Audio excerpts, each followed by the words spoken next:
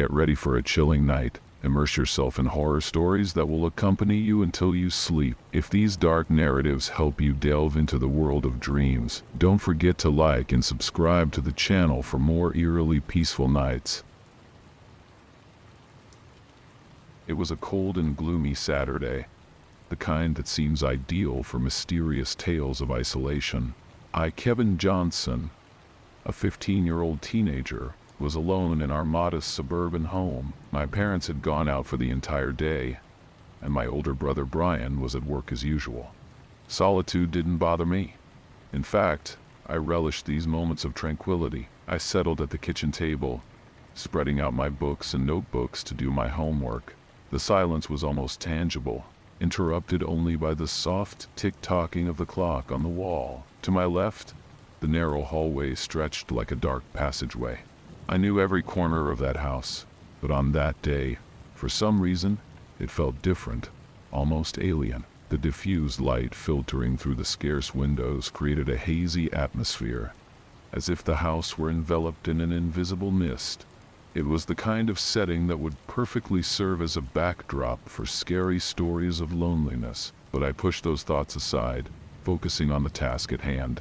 I spent a few hours immersed in my studies, enjoying the peace and quiet. Time seemed to flow peculiarly when I was alone, and I found myself lost in a world of equations and literary analyses. It was then that something happened that would change everything. At the far end of the hallway, to my left, I heard a female voice calling my name. Not just my name, but the childhood nickname only my family used. The sound was crystal clear, piercing the silence like a sharp blade. My blood ran cold, and I felt every hair on my body stand on end. That moment marked the beginning of one of the scariest stories of isolation I would ever experience. My heart raced, pounding so hard I could hear it echoing in my ears. A wave of fear washed over me, freezing me in place. Slowly, I turned my head towards the hallway, dreading what I might see. To my momentary relief, there was nothing there but the familiar shadows. With trembling hands, I closed my books as quietly as possible. My eyes remained fixed on the hallway as I rose, feeling every muscle in my body tense. I grabbed my jacket that was hanging on the chair next to me, putting it on with quick, silent movements. Tears began to well up in my eyes, the fear growing by the second. I knew it was impossible for anyone else to be in the house besides me. My family was the only one with access, and they were all out. Still, the voice had been so clear, so real. These reflections only heightened my terror, turning my experience into one of the most chilling tales of isolation I could imagine. Without looking back, I made my way towards the back door. Each step was careful, my feet barely touching the ground. The silence of the house now felt oppressive, as if something was lurking, waiting to reveal itself. I reached for the doorknob, turning it with utmost care to avoid making any noise.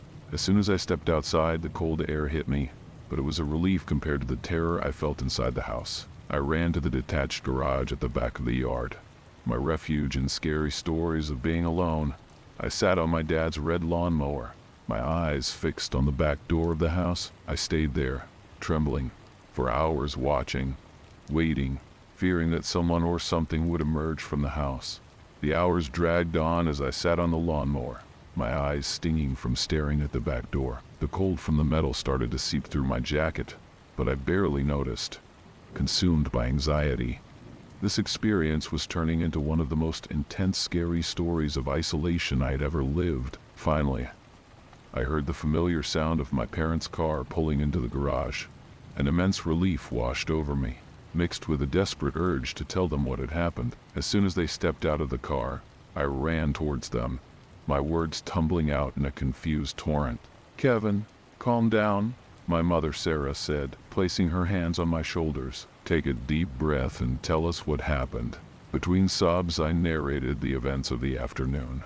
My father David listened attentively, his face a mixture of concern and skepticism. "Let's check the house," he said at last, his voice steady and reassuring. Reluctantly, I followed my parents back inside. Each step felt like stepping back into one of the scary stories of isolation I feared so much. I watched anxiously as they inspected every room, every closet, Every hidden corner, as I already knew, they found nothing out of the ordinary. It must have been your imagination, son, my father concluded, giving me a comforting pat on the back. Sometimes, when we're alone, our minds can play tricks on us. I nodded, wanting to believe him, but a part of me knew that what I had heard was too real to be merely my imagination. That night, lying in my bed, I couldn't sleep. The events of the day replayed in my mind, turning into one of the most disturbing tales of mysterious isolation I had ever experienced. In the days that followed, I tried to rationalize what had happened, but the memory of that clear voice calling my name persisted. I realized that some scary stories of loneliness don't end when we return to the company of others. They stay with us, echoing in our minds long afterward. Years have passed since that terrifying afternoon, but the memory remains vivid in my mind. Now, at 35, I've moved back into the same house to take care of my aging mother, Sarah.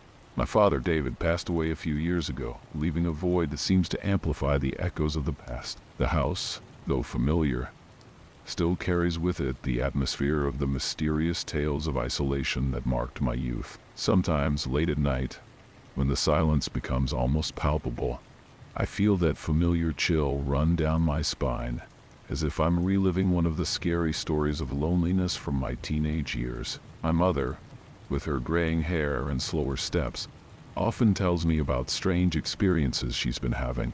"Kevin," she says to me on a particularly quiet night, "sometimes I hear your father calling me from the living room." I feel my heart quicken at her words. "What do you do when that happens, Mom?" I ask, trying to keep my voice calm. "Well, I go in there to see what he wants," she replies nonchalantly. "But when I get there, there's no one. It must be my imagination playing tricks, right?" I nod, unsure of what to say. Part of me wants to tell her about my own experience years ago, but I hesitate. Are we both trapped in our own scary stories of isolation? Or is there something more going on in this house? As the days pass, I begin to question the nature of reality and perception. Can isolation and loneliness truly create such experiences? Or is there something deeper, more mysterious at play? As I care for my mother and navigate these uncertain waters, I realize that some horror stories of being alone never truly end. They just evolve, transform, echoing through time and generations, reminding us that the deepest mysteries often reside within ourselves and the places we call home.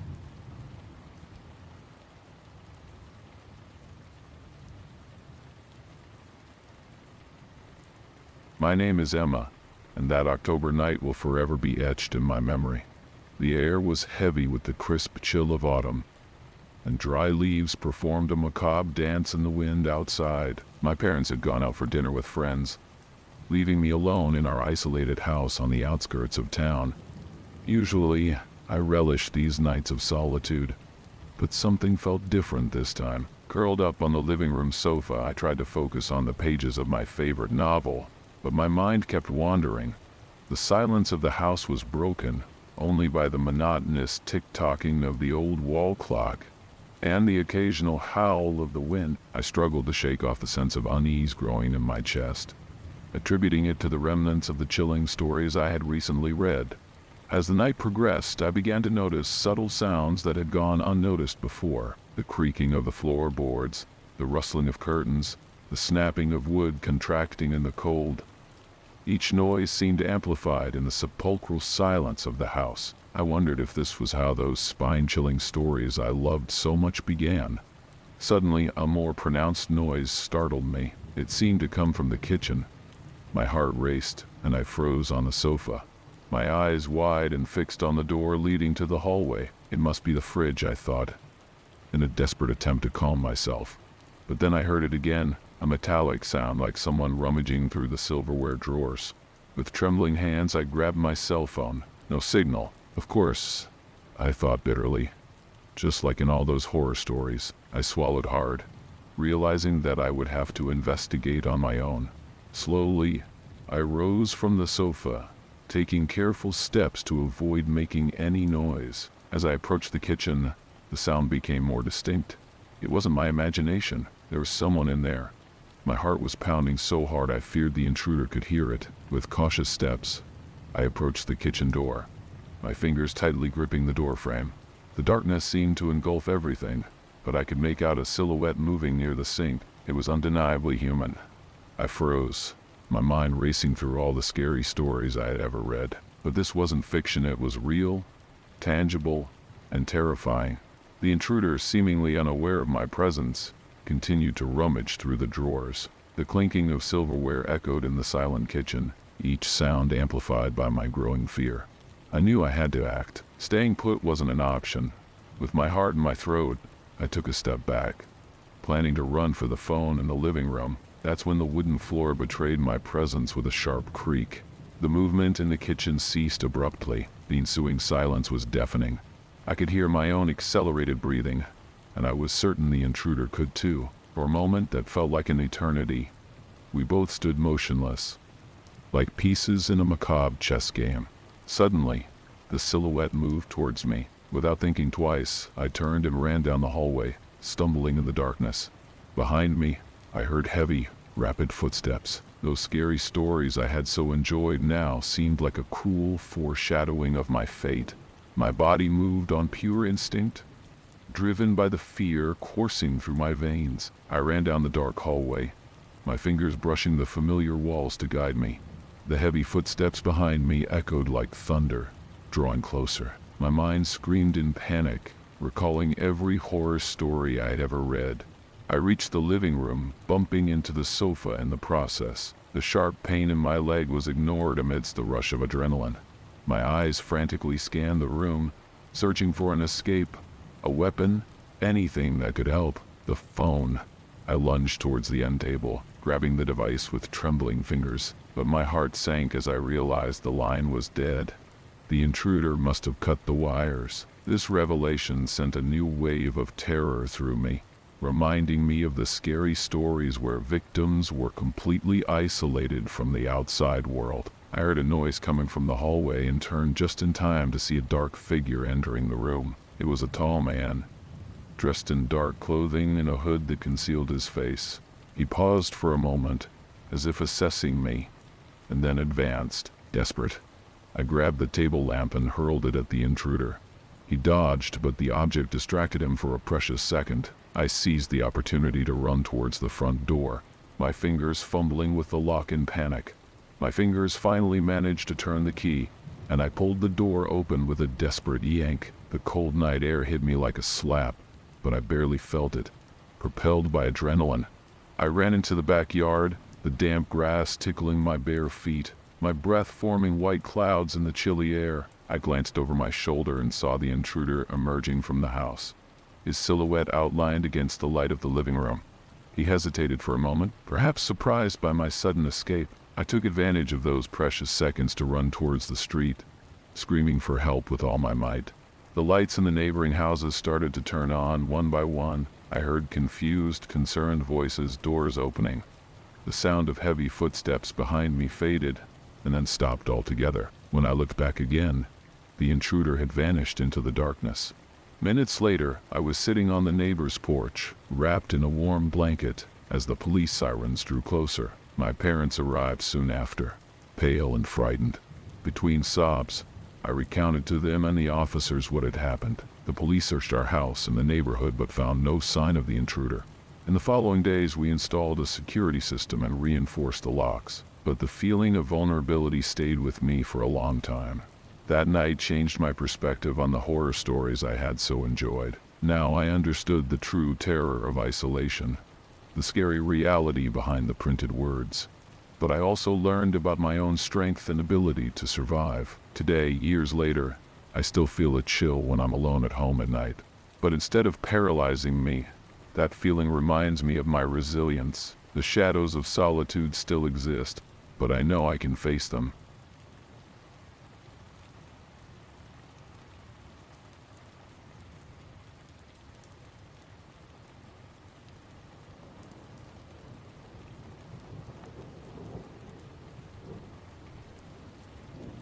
It was a Friday night like any other.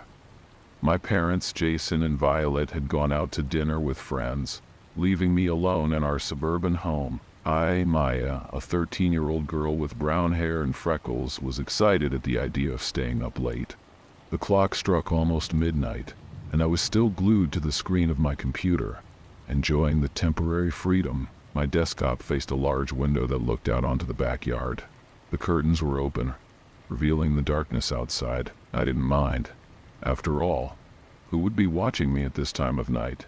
Connected to MSN, I was chatting animatedly with several online friends, some of whom I had never met in person. The house was quiet, except for the occasional sound of cars passing by in the distance, and the gentle noise of the wind outside.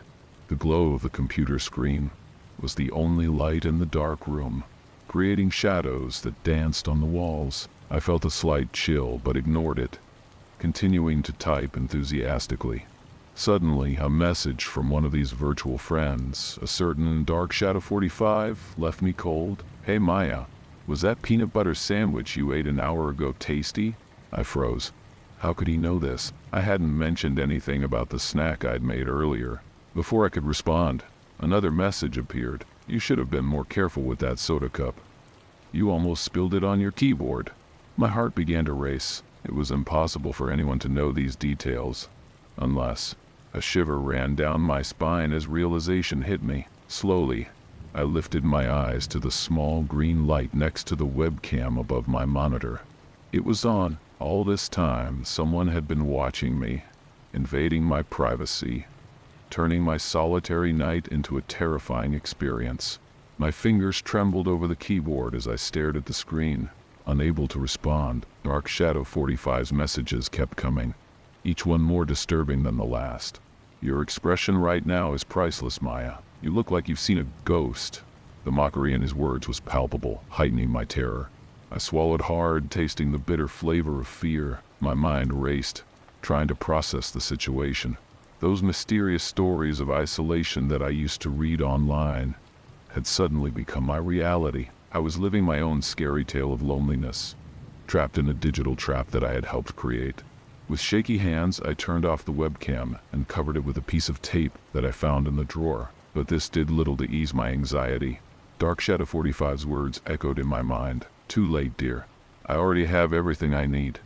A chill ran down my spine as I wondered what everything could mean. I nervously glanced at the window behind me, wondering if he could be out there, watching me.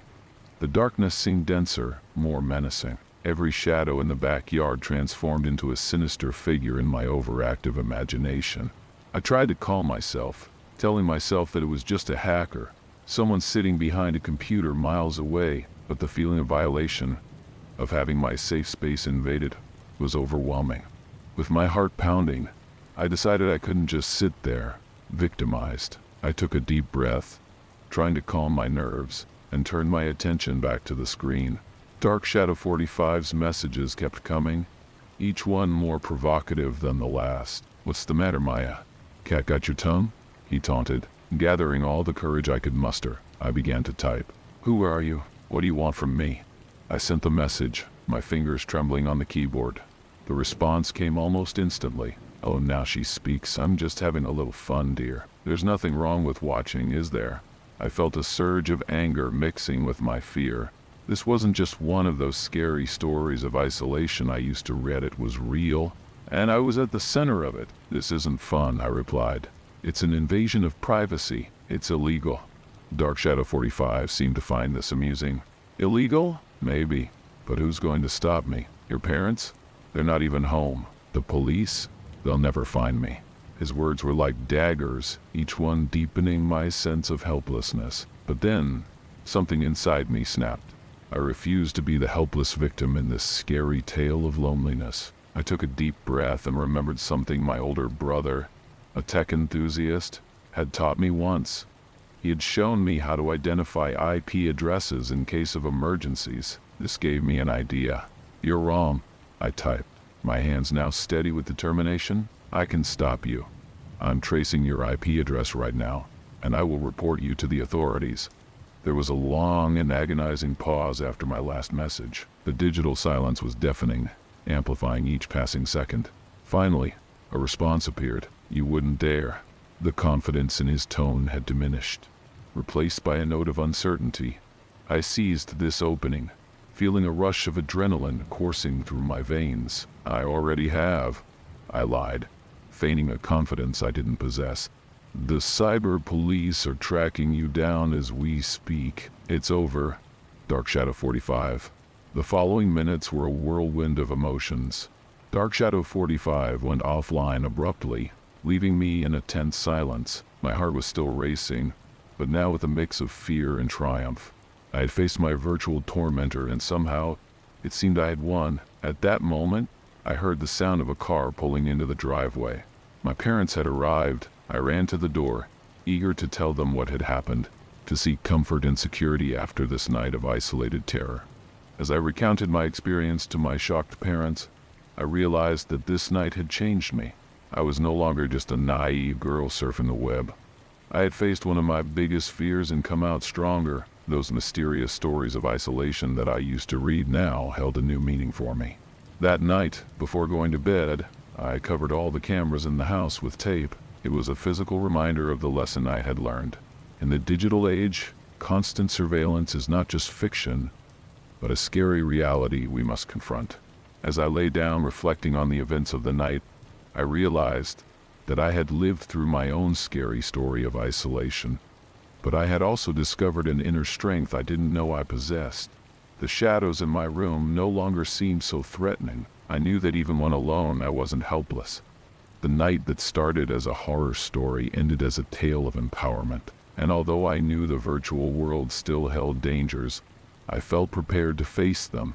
With this comforting thought, I closed my eyes, ready for a well-deserved sleep after a night I would never forget.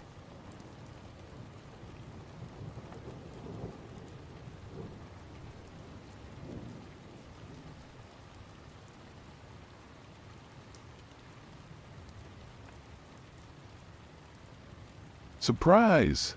exclaimed my best friend Aurora with a radiant smile. "To celebrate my wedding tomorrow, the family arranged a slumber party for us bridesmaids at an Airbnb. Isn't it awesome?" Coraline smiled back, but my enthusiasm was tempered. The idea of spending the night before the wedding at an unknown Airbnb made me a little nervous. However, Aurora's excitement was contagious, and I didn't want to dampen the fun. "Of course, it sounds amazing," I agreed, joining the other bridesmaids in their enthusiastic applause. "Where is this mysterious place?" One of the other bridesmaids, Luna, explained. "It's a lovely apartment downtown. A family friend of Aurora's, Mr. Johnson, is the host. He kindly offered the place to us as a wedding gift." The apartment we found was spacious and elegantly decorated. Located in a vibrant, lively neighborhood, it seemed like the perfect setting for our night of fun and wedding preparation. "I can't wait to relax and get ready for the big day tomorrow," Aurora said, her eyes sparkling with excitement. "Let's make this an unforgettable night." The evening started well, with laughter and lively conversations as we enjoyed snacks and drinks. During these chats, Aurora shared stories from her childhood, bringing back memories of our past adventures and reinforcing how close our friendship had always been. However, as midnight approached, a subtle shift occurred in the atmosphere. The lights seemed dimmer, casting odd shadows on the walls, and an uncomfortable silence descended upon us. "Let's play a game of guessing each other's nightmares," suggested Luna, her smile a bit nervous. "It might be fun and help us relax before the wedding." Coraline, hesitated. I'd always been prone to vivid nightmares, and the idea of bringing them up didn't appeal to me. However, I didn't want to spoil the fun. One by one, we shared our deepest fears. When it was my turn, I told them about a recurring dream I had, where a stranger watched through the window as a malevolent presence slowly crept up on me. When I finished, I noticed that all the bridesmaids looked disturbed, especially Aurora. "Oh my God, Coraline," she said, her eyes wide. I've had a similar nightmare recently. Someone watching me through the window, but I couldn't see their face. A chill ran down my spine. "Really? When did you have this dream?" "Actually, it was last night," Aurora admitted, her voice trembling. "And it wasn't the first time. I've had disturbing dreams about this apartment before, but I brushed them off, thinking it was just wedding stress." The conversation died down, replaced by an uncomfortable silence. I, Coraline, lay awake in bed, staring into the darkness of the room. The nightmare was still fresh in my memory, leaving me agitated and restless. The feeling of being watched persisted, even while awake. I turned onto my side, facing the window. The moon shone through the curtains, casting patterns of light and shadow on the wall. My heart raced as I thought of someone out there watching me. And then I saw her, a shadowy figure standing on the street, staring directly at the bedroom window. My blood ran cold. I screamed, waking up the other bridesmaids. "What is it?"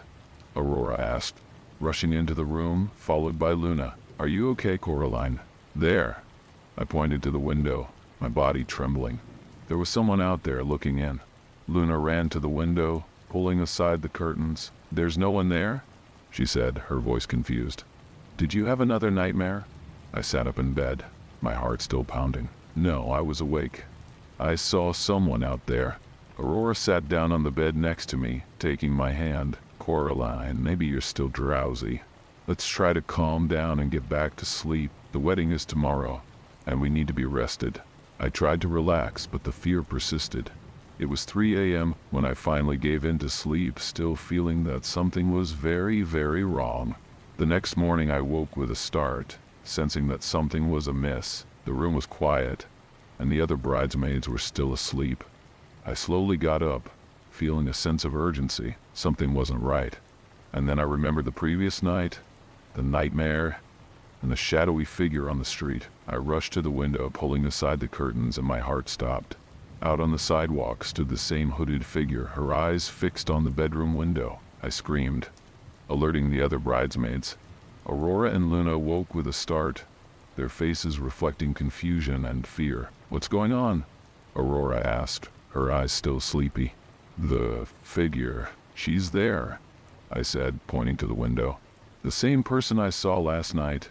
Luna rushed to join us, looking out the window. "My God, you're right. Who the hell is she?" Alarmed, we called the police, explaining the situation. The officers arrived promptly and approached the mysterious figure, who turned out to be a homeless man with mental health issues. He had fixated on the apartment, believing it belonged to him. The situation was scary, but also a relief. The apartment itself wasn't cursed. It was just an unfortunate series of events. The man was taken away to receive help, and we finally managed to relax. The wedding day arrived, and Aurora was radiant in her white dress. Despite the disturbing events of the previous night, we managed to enjoy the ceremony and reception. Aurora and I exchanged meaningful glances during the celebration, knowing that our friendship had grown even stronger after the experience. However, the experience left its mark on me. I, Coraline, always skeptical of Airbnb horror stories, now had my own chilling tale to tell. And although the danger had passed, the memory of the shadowy figure watching me through the window would stay with me for a long time.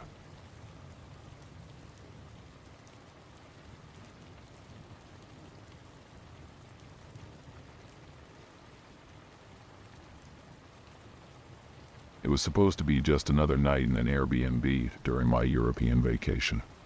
But from the start, something felt odd about that apartment in Rome. The front door had not one, but 5 different locks.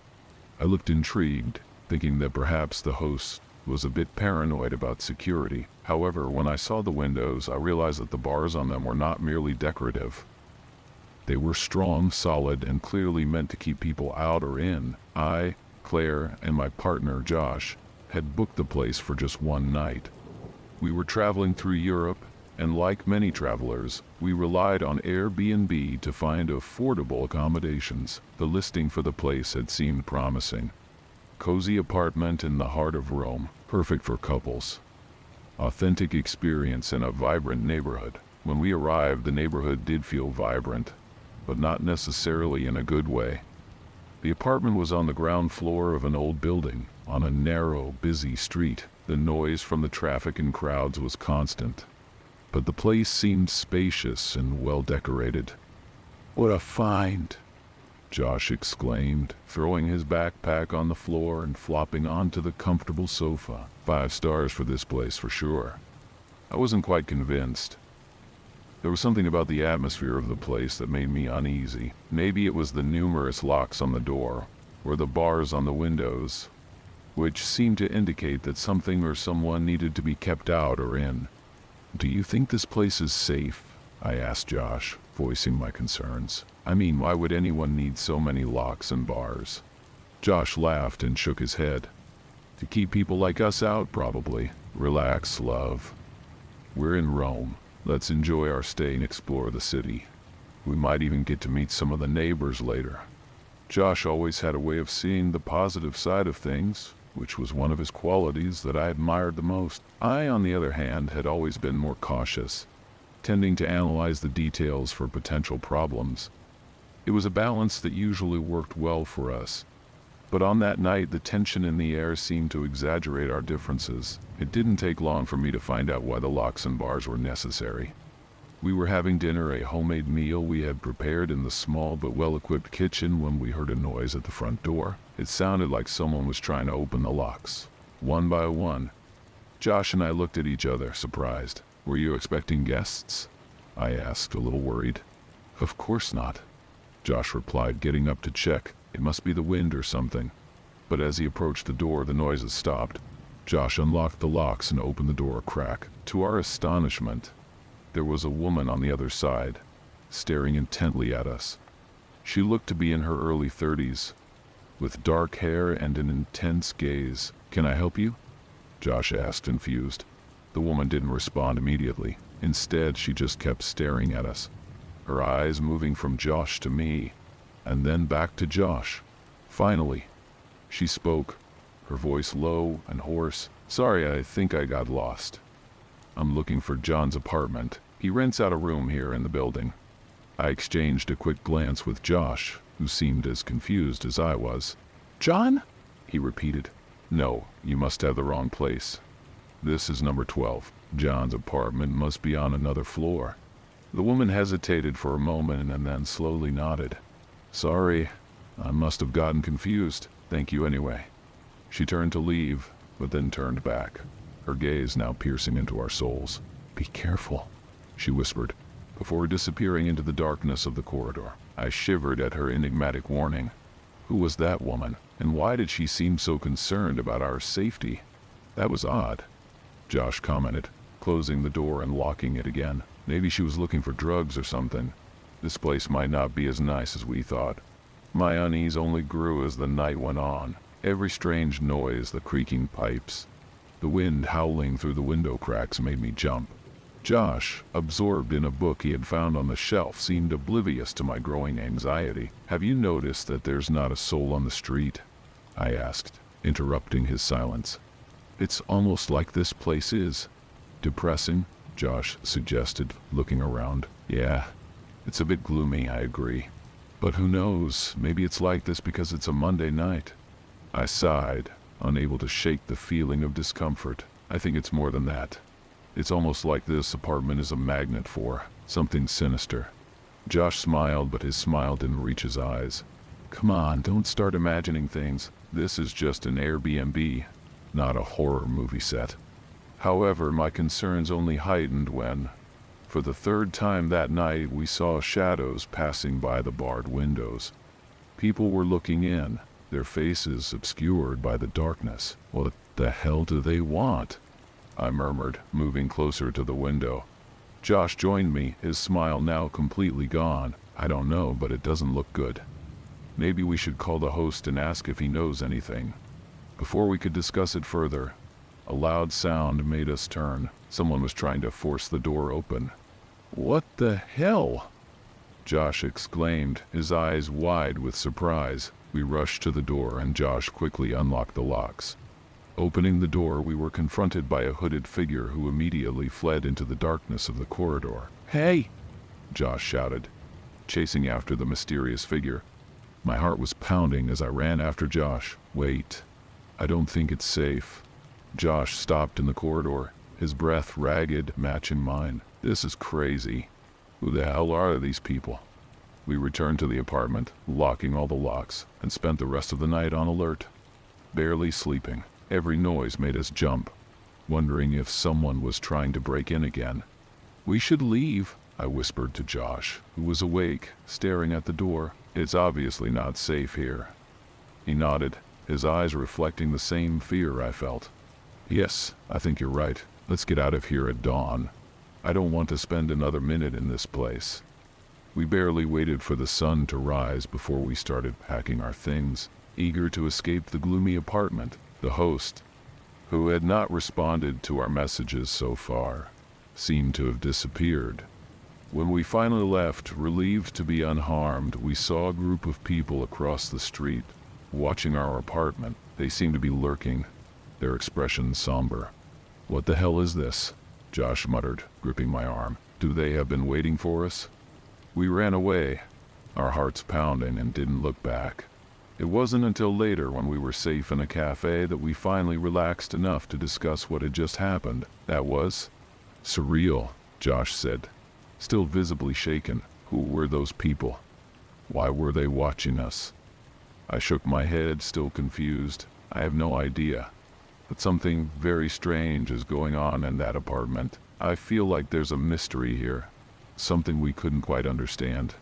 Our experiences that night remained an enigma. Later, we found out that the apartment had been the scene of several strange incidents in the past, including mysterious break-ins and reports of people feeling watched. We never discovered the truth behind those disturbing events, but one thing was certain. Our stay in that haunted Airbnb was one of the scariest experiences of our lives.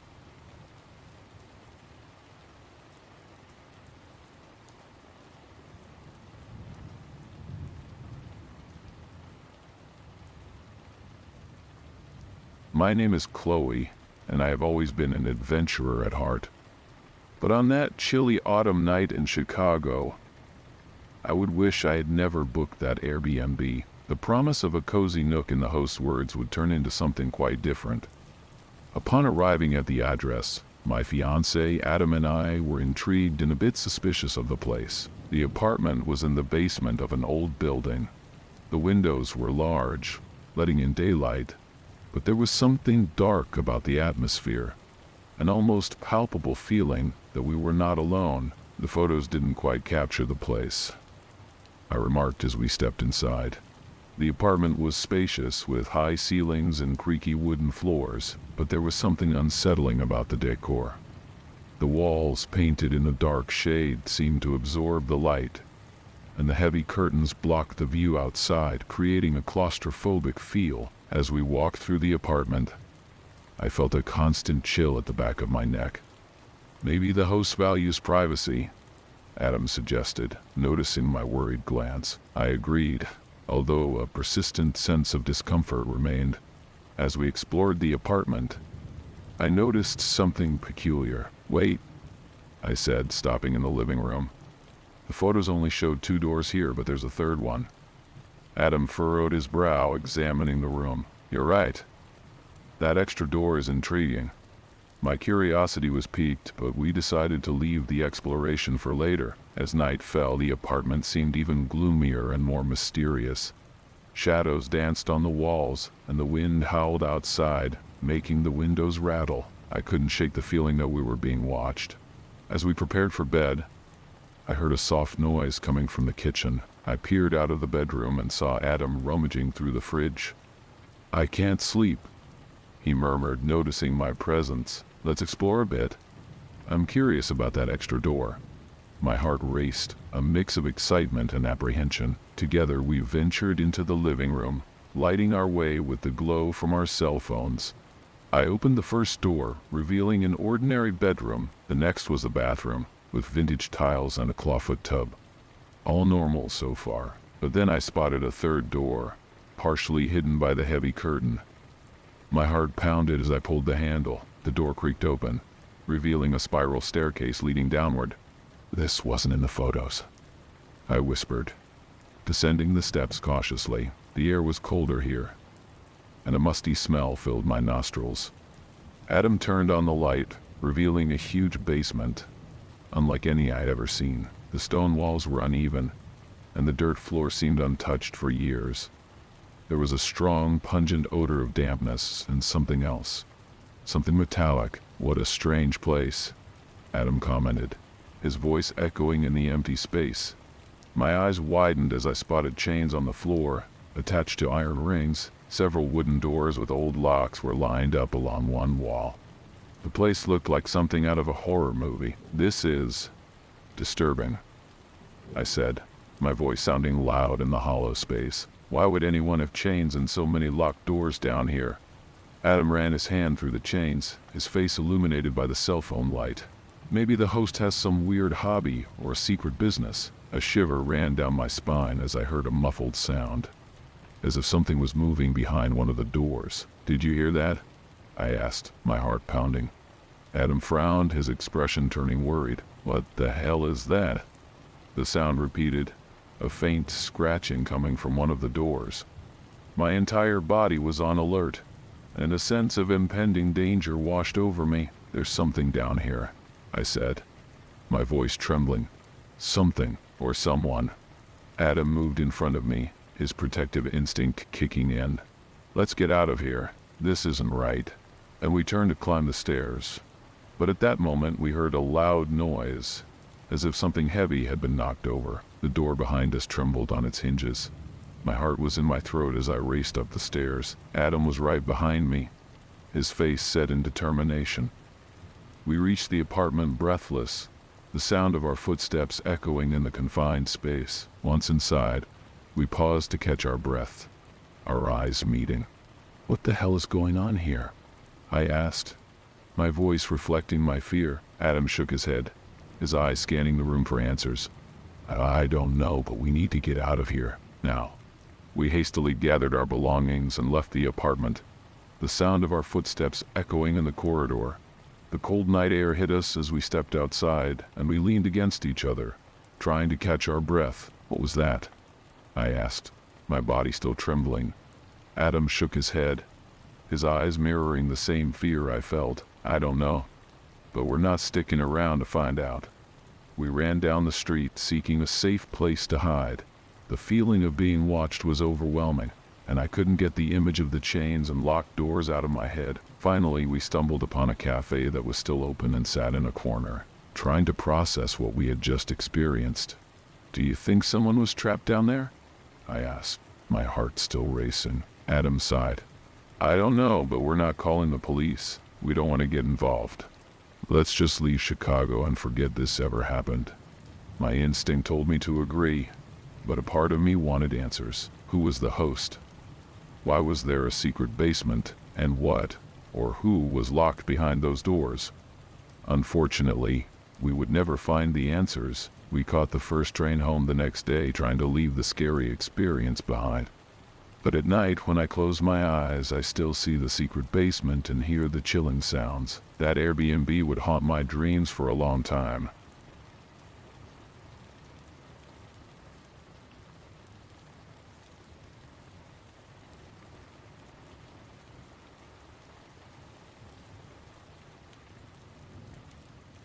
My name is Jade.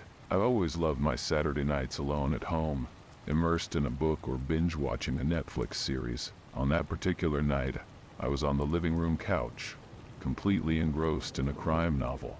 The streets were quiet, and the only light in the room came from the lamp beside me. The clock struck 11:30 when I heard a strange sound coming from outside.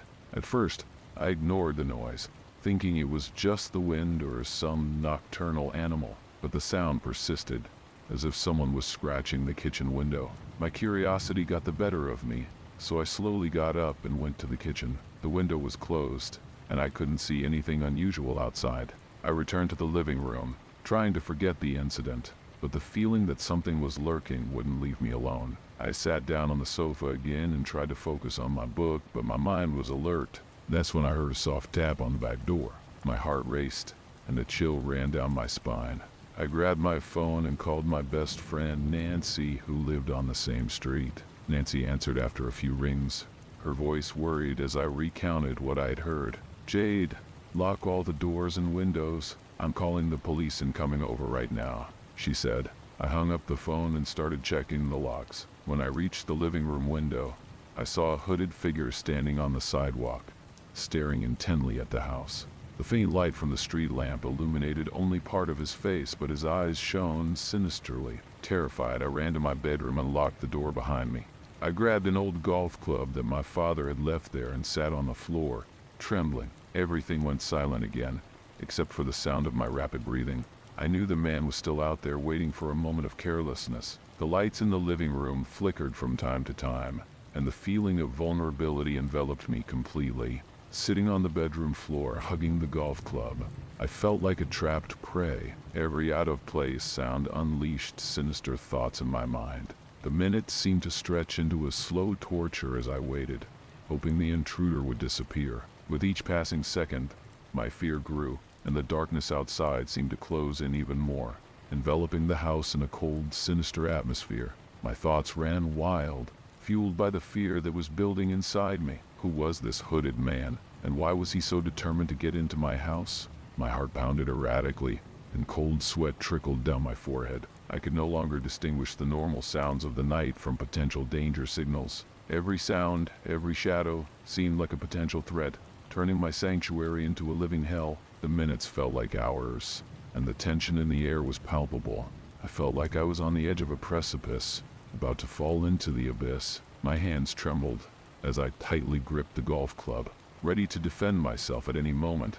However, the silence persisted outside, as if the intruder was just waiting, watching, planning his next move. The fear consumed me, but it also fueled my determination to survive this night of terror. I couldn't let my fear paralyze me. I had to find a way to face this situation, or my own mind would succumb to the horror.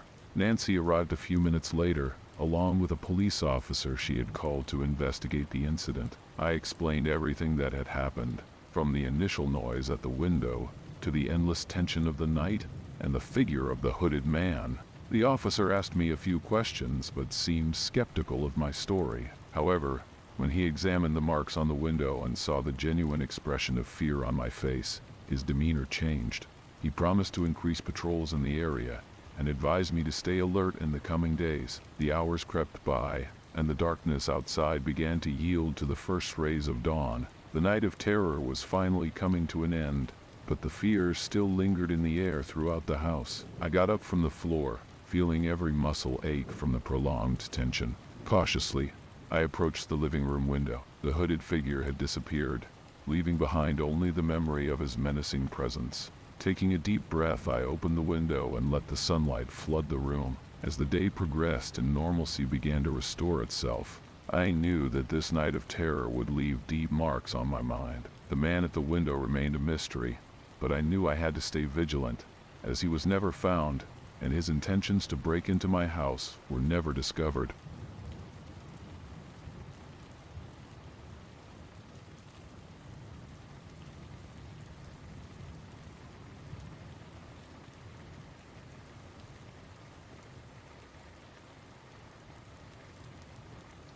I never believed in supernatural stories.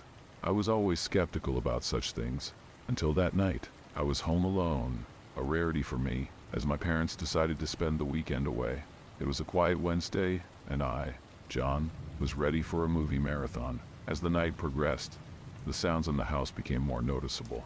Initially, I thought it was my imagination, until I heard a loud thump on the kitchen door. I got up slowly, trying to understand what could have caused that noise.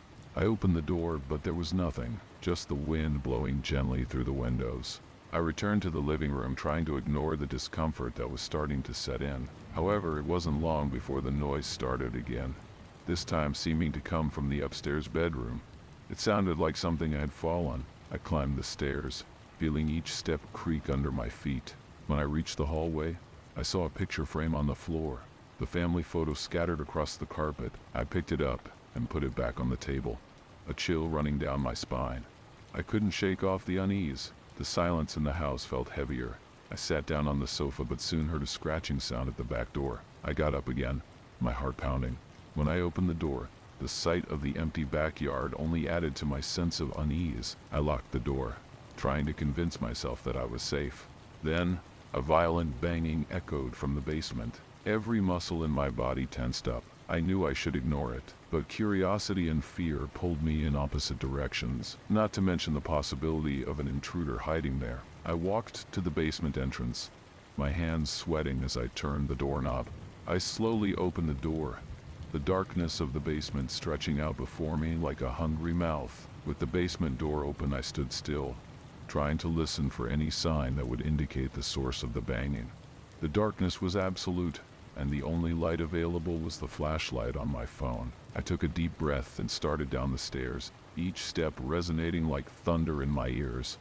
The air in the basement was freezing. My eyes struggled to adjust to the dim light as I swept the room with the faint glow of my phone's flashlight. Suddenly, the beam landed on something that made me freeze. A wooden chair was swaying slightly, as if someone had just gotten up from it. I stood paralyzed, unable to comprehend what my eyes were seeing. Before I could process it, I heard the unmistakable sound of soft footsteps upstairs. I ran out of the basement, rushing up the stairs as fast as I could. At the top, my heart nearly stopped when I saw the living room door open. I was certain I had closed it. Every inch of my skin tingled with fear. I started calling out for my sister, Sarah, in the irrational hope that she had come home early, but only silence answered me. Back in the living room, I tried to stay calm. But then, a metallic sound came from the kitchen. I stepped into the room, each step more difficult than the last. I saw several knives scattered on the floor, as if they had been thrown. My stomach churned. Something was definitely not right. As I picked up the knives, a gust of cold air passed by me, and the refrigerator door slowly opened. Inside, nothing seemed out of place, but the sight of the moving door made my heart race. I decided it was time to leave the house. I grabbed my keys and ran for the front door, but to my horror, the key wouldn't turn in the lock. It felt like something was keeping me inside, trapped in the company of my growing fear. The key getting stuck in the door sent me into a panic. I felt trapped, like a rat in a cage. I ran to the living room window and tried to open it, but the latches were rusty and wouldn't budge. My desperation only increased with each failed attempt to escape. I heard the sound of something dragging upstairs again, as if someone was moving furniture. I cautiously climbed the stairs, each step feeling endlessly long. My bedroom door was ajar, a faint light escaping through the cracks. When I pushed the door open, I saw the lamp swaying gently, casting shadows on the walls. In the middle of the room, the bed was unmade, sheets and blankets strewn on the floor.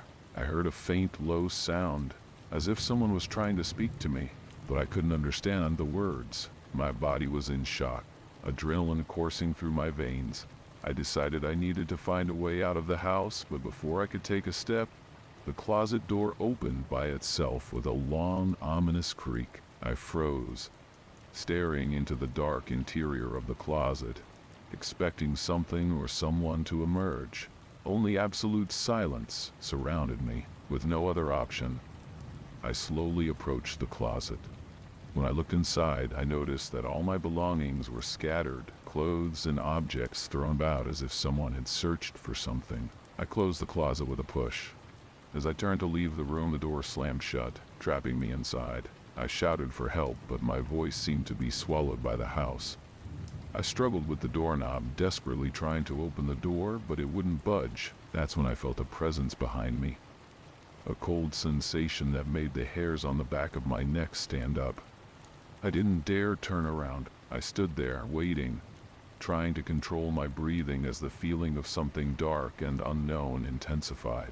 The feeling of something or someone behind me was horrifying. Every second felt like an eternity. I closed my eyes and with one last effort turned the doorknob. To my surprise, the door opened. I ran into the hallway, tripping over my own feet. The sense of relief was short-lived, as the strange sounds continued, now coming from all over the house. I rushed downstairs, almost falling in the process. When I reached the ground floor, the lights started flickering in a bizarre way. The front door was still locked, but now I had a new idea. The kitchen window. I ran to it, trying to maintain my composure. To my surprise, the window opened easily. I climbed onto the windowsill, ready to jump to freedom. I stepped out, feeling the cool night air on my face. I looked back one last time, holding the keys in my hand, before walking to the neighbor's house to ask for help. Months after these events, my family sold the property, and I never told them about the strange things that happened that night. But to this day, Whenever I hear a strange noise at night, I'm reminded of that house and the terrifying moments I experienced.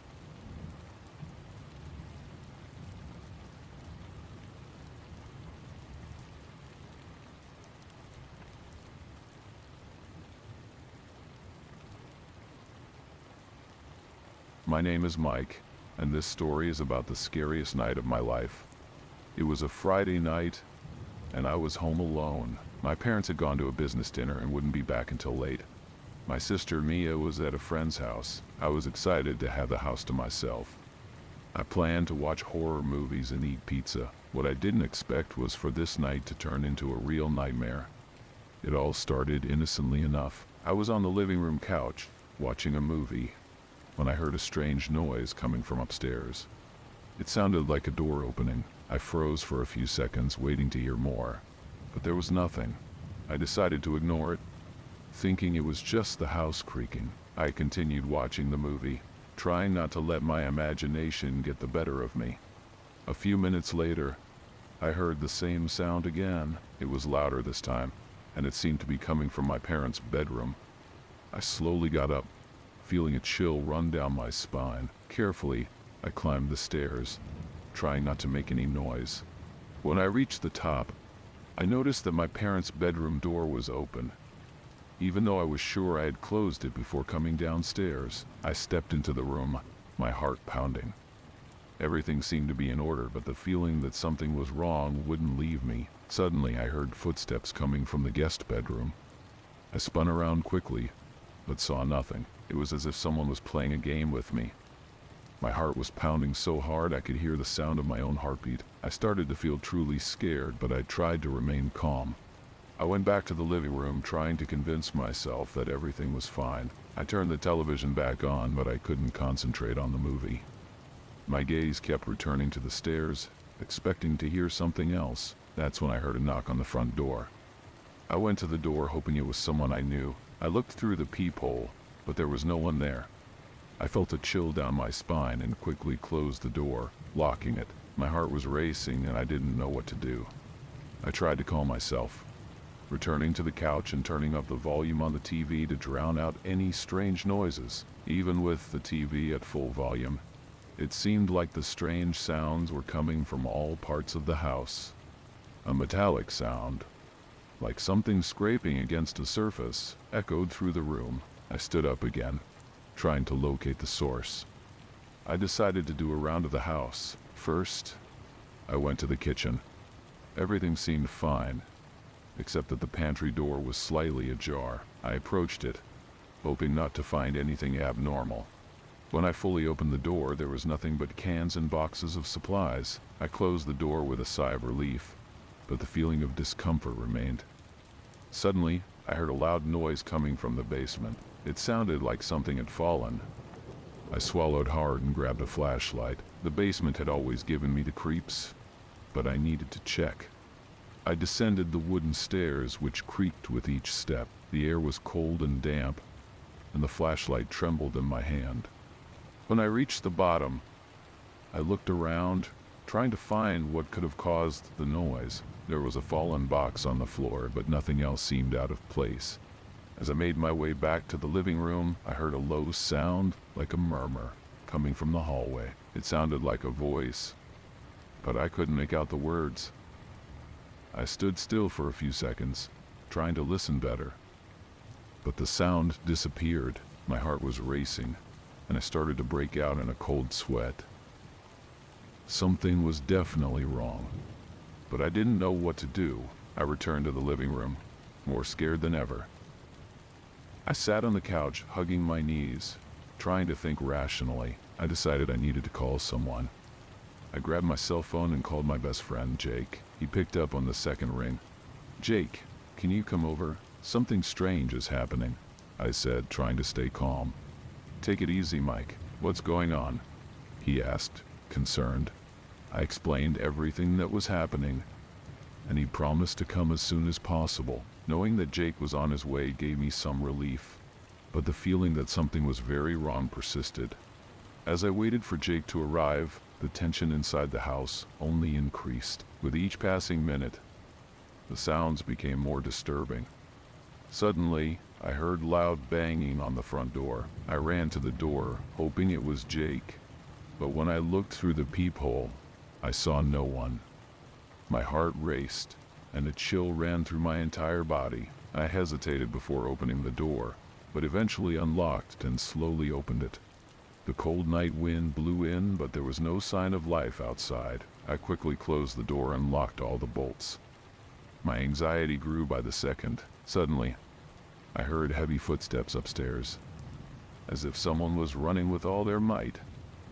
I grabbed a baseball bat that was leaning against the corner of the room and slowly climbed the stairs. Each step seemed to echo through the empty house.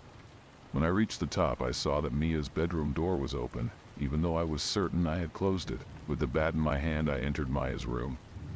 The flashlight beam trembled as I looked around. The room was empty, but I felt a strong presence, as if someone was watching me. That's when I heard a noise behind me. I spun around quickly and saw a fleeting shadow passing through the hallway. I ran into the hallway, trying to catch up with the figure, but there was no one there. I ran downstairs, my breath quick and erratic. When I returned to the living room, the lights started to flicker. Panic began to set in.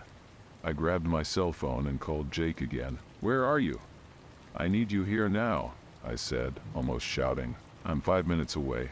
"Hold on, buddy," he replied. I hung up the phone and tried to calm down, but the feeling of dread was almost unbearable.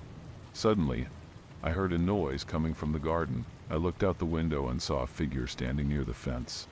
The figure was tall and had a strange, almost inhuman posture, and wore a hood that covered its face. I couldn't see its face as it was shrouded in darkness. My heart nearly stopped. I ran to the back door and locked all the bolts. The figure didn't move.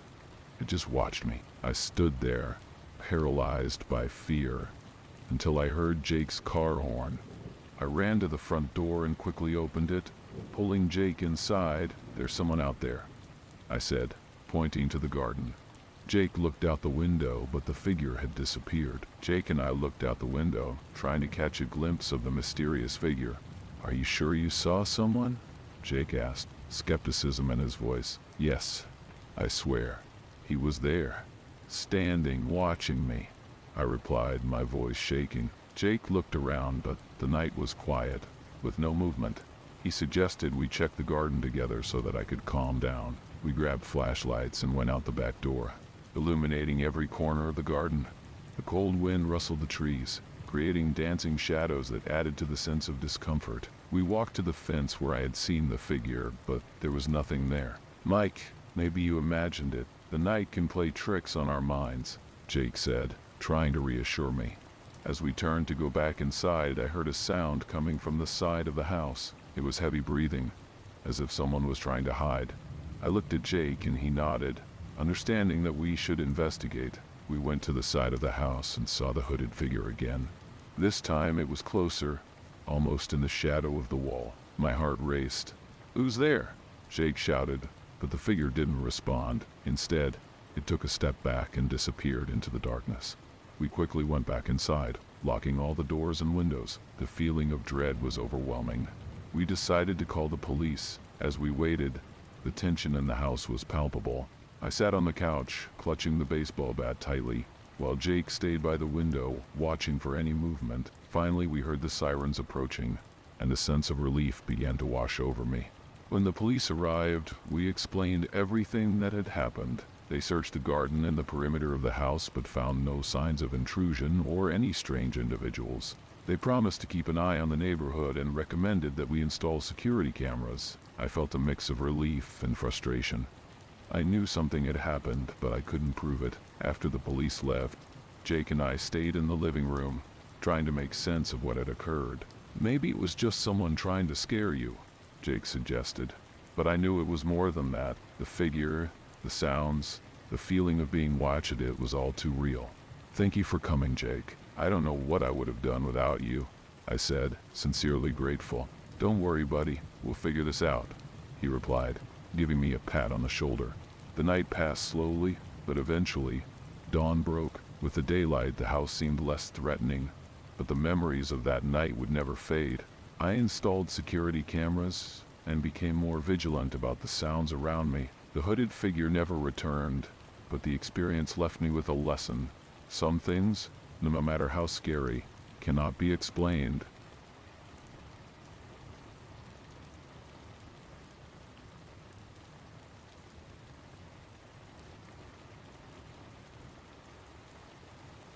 Have you ever been home alone and heard a strange knock on the door in the middle of the night? Imagine this happening while you're in a remote rural area, with no cell phone signal and the landline not working. It was just a quiet night on call, until I saw an unfamiliar, menacing face staring at me through the window. My heart froze, and in that moment, I realized I was living a true nightmare. Want to know what happened next? Hold on tight, this story will give you goosebumps. Watch until the end to find out how this terrifying night ended. It was just another ordinary night in my solitary routine. I had been working as a nurse at the local hospital for almost a decade. My home, located in a secluded rural area, had always been my refuge after long shifts caring for patients. On that particular night, I had arrived early from my shift and planned to enjoy a rare moment of tranquility. The silence that enveloped my property was comforting, broken only by the occasional hoot of an owl or the rustling of leaves in the wind. I loved the peace I found there, away from the hustle and bustle of the city.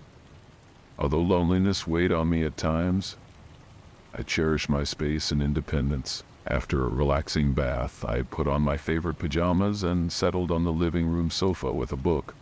Reading had always been my companion on lonely nights, and I got lost in the pages of a thriller. The clock on the wall struck just past midnight when I decided it was time to sleep. That's when I heard the first knocks on the door. My heart leaped, but I soon calmed down. It must be my boyfriend, I thought, remembering his surprise visits for midnight rendezvous. A mischievous smile formed on my lips as I made my way to the entrance. However, as I approached the door, a strange feeling washed over me. The knocks were different, more insistent and irregular. Cautiously, I peered through the small glass window next to the door. What I saw made my blood run cold. It wasn't my boyfriend, but an unfamiliar bearded face staring back at me. I recoiled from the door, my heart hammering in my chest. The reality of the situation began to sink in, and with it came a wave of sheer terror. I was alone in the house, facing one of the true scary stories I had always feared. My mind raced, searching for options. Instinctively, I reached for my cell phone, but soon remembered the damn dead zone my house was in. Frustrated, I turned to the landline phone next to the bed. My fingers trembled as I dialed, but I only met silence on the other end. The line was dead. In that moment, I felt as if I were living one of the horror stories alone at home that had always haunted me. The knocks on the door continued, now accompanied by a raspy voice. "Let me in." The tone wasn't aggressive, but the situation was terrifying. My survival instinct took over. I ran to the kitchen, grabbed the largest chef's knife I owned, and locked myself in the bathroom. There, hidden behind the shower curtain, I devised a desperate plan. If the intruder managed to get in, I would leap at him, aiming between the neck and the shoulder. It was a risky plan, but in that moment of sheer terror, it seemed like my only chance. The scary alone-at-home stories I had heard paled in comparison to what I was experiencing. The minutes dragged on as I waited, each sound amplified by fear. I heard the unknown man moving around the house, his hands sliding over the exterior siding, his fists pounding on the walls. My mind vacillated between terror and a strange satisfaction with my defense plan. Then, I had a moment of lucidity. What if there was another working phone in the house? Fear gripped every fiber of my being as I contemplated my next move. Stepping out of the bathroom meant exposing myself to danger, but staying put left me with no options. I took a deep breath, gathering all the courage I could muster. This was one of those moments of scary alone-at-home experiences that test our limits. With the knife firmly in hand, I quietly unlocked the bathroom door. Each step I took towards the living room was accompanied by the sound of my heart pounding in my ears. The intruder continued his frantic search outside, trying to force doors and windows. I could hear his frustrated attempts, which only increased my anxiety. Finally, I spotted another phone.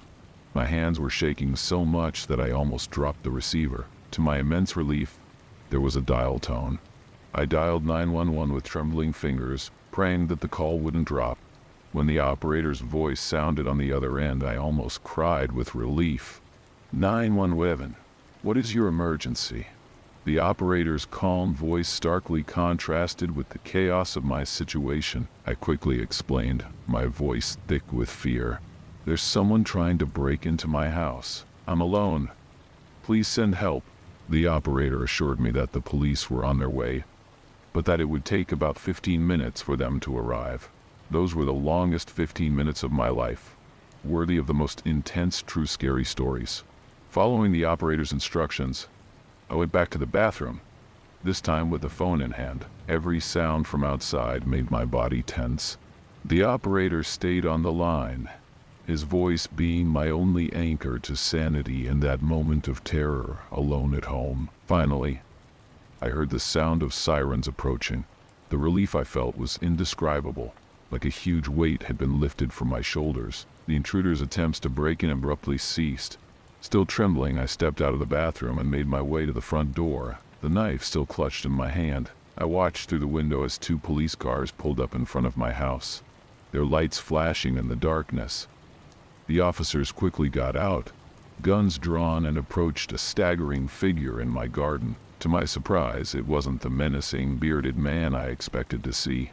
Instead, I saw a disheveled young man, clearly intoxicated, being handcuffed without resistance. He seemed confused and disoriented, mumbling incoherent words as the officers guided him to the squad car.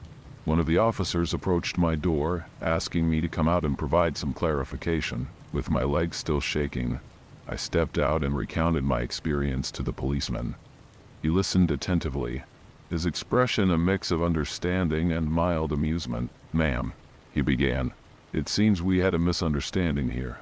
This young man was at a party on the street over and got disoriented. He thought this was his friend's house and was trying to get back to the party." I stood there, stunned by the revelation. All that terror, all the panic I felt, had been caused by a confused, drunk young man. What I imagined to be one of the horror-scary stories. Something worthy of the creepiest midnight, alone-at-home tales. Turned out to be a mistake.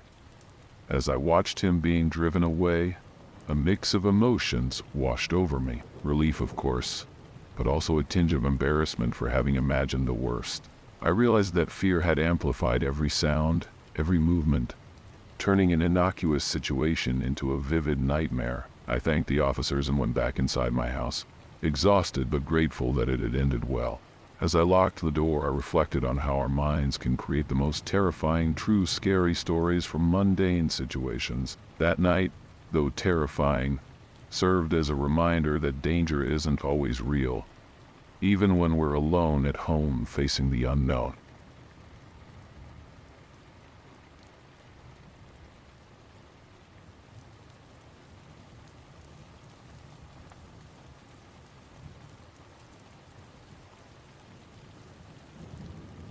Have you ever woken up on a chilly morning thinking it would be just another normal day, only to discover a terrifying message on your window? "I'm watching you. Who could have written this and why?" I was paralyzed, my heart raced, and the surrounding forest seemed full of threats. Find out with me what happened in that isolated cabin, where loneliness turned into my worst nightmare. Watch until the end if you dare. I still vividly remember that chilly spring morning when my life changed forever. It was just another ordinary day in my solitary routine, living for 6 months in an isolated cabin in the heart of New Hampshire. At 40, I sought peace and tranquility to dedicate myself to writing my first book.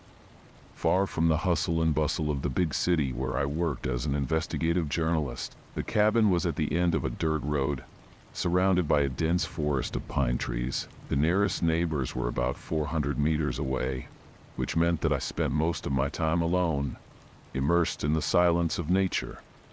It was exactly what I was looking for, a refuge to concentrate, bring to life the words that had long inhabited my mind.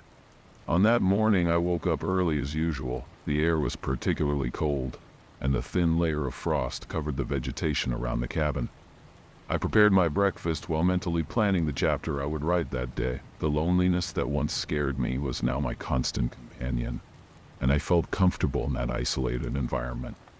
After an hour dedicated to writing, I decided to take a break and go into town to buy groceries. I put on my heaviest coat and headed towards my truck, parked a few meters from the porch.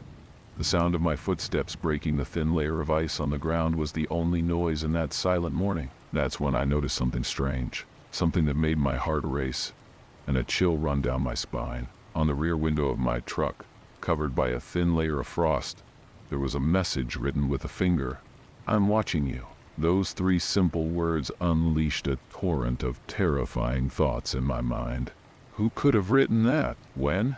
And why? At that moment, I realized that my quest for solitude had turned into one of the scariest alone-at-home experiences I could imagine. The initial shock gave way to paralyzing fear. I stood still, staring at those words written in the frost, trying to process what was happening.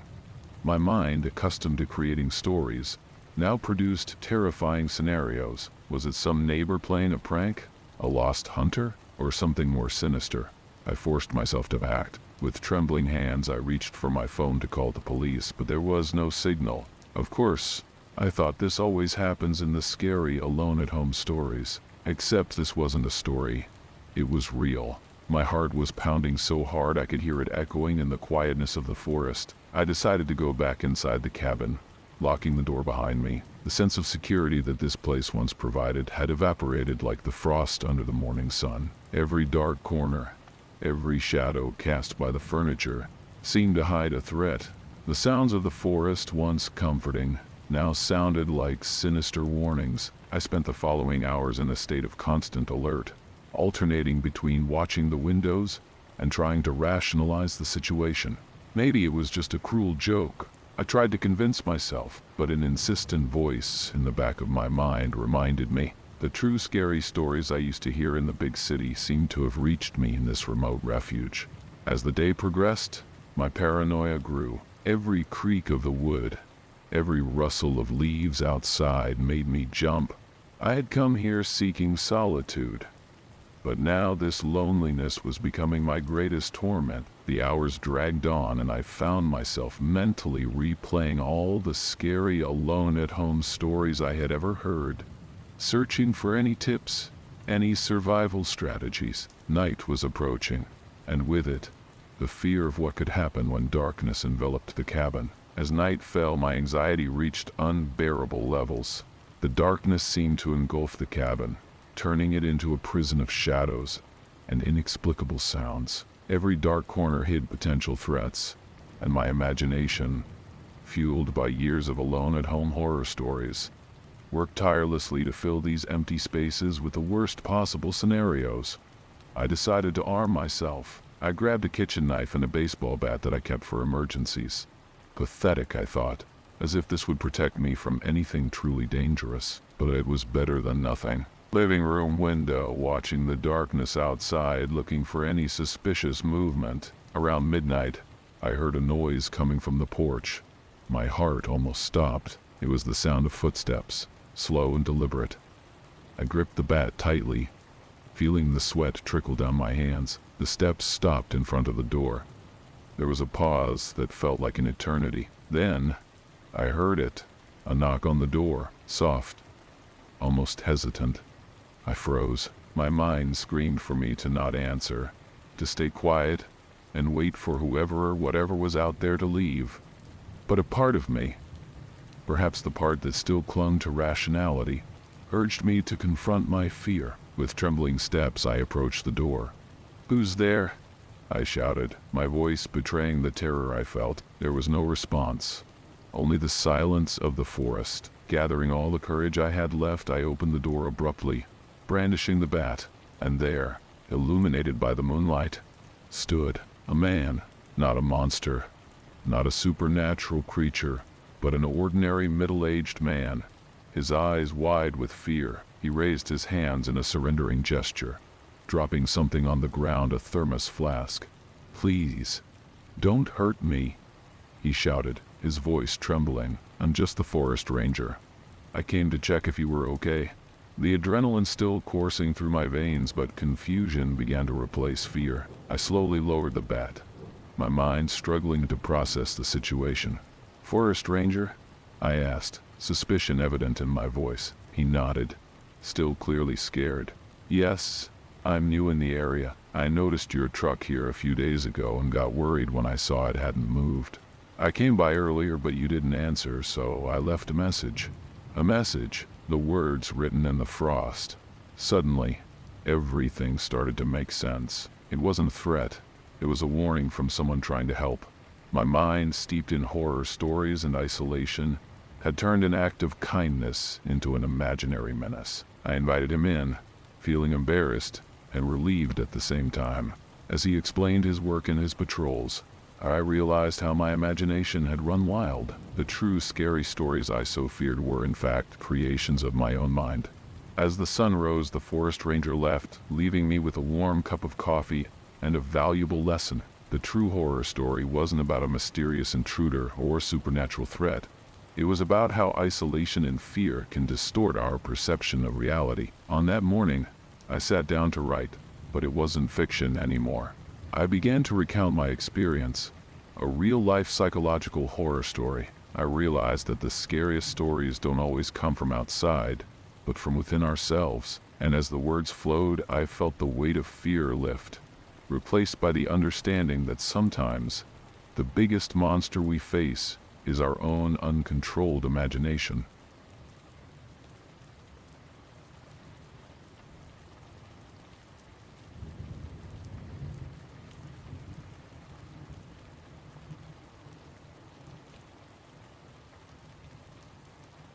Have you ever woken up in the middle of the night to strange sounds coming from your living room? I'm a graphic designer living in the city center, and on that November night an unusual sound ripped me from my sleep. Want to know what happened when I encountered unknown voices and the music of a sinister violin coming from within my apartment? Stay with me and uncover this chilling story until the end. You won't believe what happened. I'm a freelance graphic designer, living in a quirky loft in the heart of the city. My apartment is on the third floor of an inconspicuous building, its entrance camouflaged among commercial establishments and bustling bars. The unmarked door on the street leads directly to a narrow staircase, connecting only 3 units. On that November night, I was immersed in a crucial project. The hours melted away as I adjusted layouts and retouched images, lost in the digital world. It was almost midnight when I finally decided to call it a night. Exhausted, I took a quick shower and fell into bed, eager for a few hours of restorative sleep before another busy day. The silence of the early morning was occasionally broken by the distant hum of the nearby bars. After 3 years of living there, I had grown accustomed to this nightly symphony of the city. In fact, the soft, constant noise even helped me relax. Like a form of urban white noise, I closed my eyes, feeling the fatigue take over my body. My mind wandered between the last details of the project and plans for the next day. Sleep came quickly, lulled by the familiarity of the city's nighttime sounds. I don't know exactly how much time had passed when something disturbed my rest.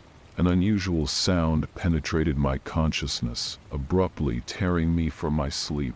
I opened my eyes, suddenly alert, my heart racing as I tried to decipher what had awakened me. It was then that I realized I was about to experience one of the most terrifying horror stories. Alone at home, the digital clock beside my bed read 3:12 a.m. when my eyes snapped open. The room was immersed in darkness, but something was wrong, terribly wrong. Distinct voices echoed from the living room, penetrating the thin walls of my loft. My body froze, my mind struggling to process the situation. Slowly, I sat up in bed, my heart hammering in my chest. The voices continued, now accompanied by a chilling sound trill, dissonant notes of a violin. It was as if someone was watching a horror movie in my living room. But who and how? I thought of the 2 friends who have a key to my apartment, but quickly dismissed the idea. None of the voices resembled theirs. Besides, they always let me know before dropping by. The reality of the situation began to sink in. Strangers had invaded my space. Fear grew inside me like a cold wave. My mind raced through scenarios, each more terrifying than the last. Were they burglars? Drunk people who had wandered in by mistake? Or something worse? The scary stories of people alone at home that I had always heard seemed to come to life at that moment. Immobilized, barely daring to breathe, I remained frozen in bed. The sounds only increased my distress with each passing second. It was as if I were living through one of those true horror stories you read on the internet, but never believe could happen to you. There I was, alone, facing one of the greatest fears of any person, unknown intruders inside your home. The minutes felt like hours as I stayed motionless, waiting for the intruders to leave, but the sounds persisted, alternating between unintelligible dialogues and the eerie violin music. My body trembled, drenched in cold sweat. I knew I couldn't stay there forever, hiding like a cornered prey with a racing heart. I made a decision. Slowly, I reached for the bedside table, where I kept a gun for protection. The cold metal of the revolver gave me a false sense of security. I took a deep breath, trying to calm my nerves. It was time to face whatever was out there. On tiptoes, I left the bedroom. The hallway was bathed in darkness, but a faint light coming from the living room cast unsettling shadows on the walls. The voices became clearer as I approached. Pressed against the wall, I crept towards the entrance of the living room, the gun tight in my trembling hands. In a swift movement, I burst into the room, ready to confront the invaders. But what I found left me dumbfounded. The room was empty and completely dark. No sign of intruders, no TV playing, nothing. The voices and music had ceased the moment I entered. Confused and even more frightened, I turned on the lights and searched every corner of the apartment. Nothing was out of place, no signs of forced entry. It was as if the sounds had been merely a product of my imagination, but I knew what I had heard. It wasn't a hallucination. I was experiencing a scary, alone-at-home encounter, worthy of the most spine-chilling true horror stories. Exhausted and bewildered, I spent the rest of the pre-dawn hours on watch, unable to fall back asleep. My mind desperately sought a logical explanation for the night's events.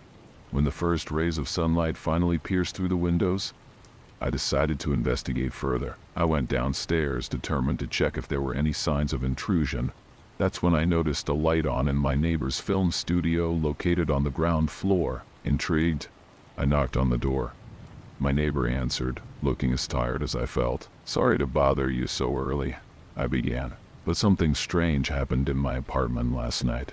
I explained the situation, watching as his expression changed from confused to horrified.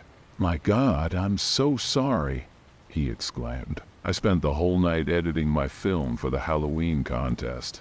I must have accidentally paired with your soundbar instead of mine. What you heard was the audio from my horror movie." The realization of what had happened hit me like a lightning bolt. All the terror, all the anxiety had been caused by a simple technological mistake. I laughed nervously, relieved and embarrassed at the same time.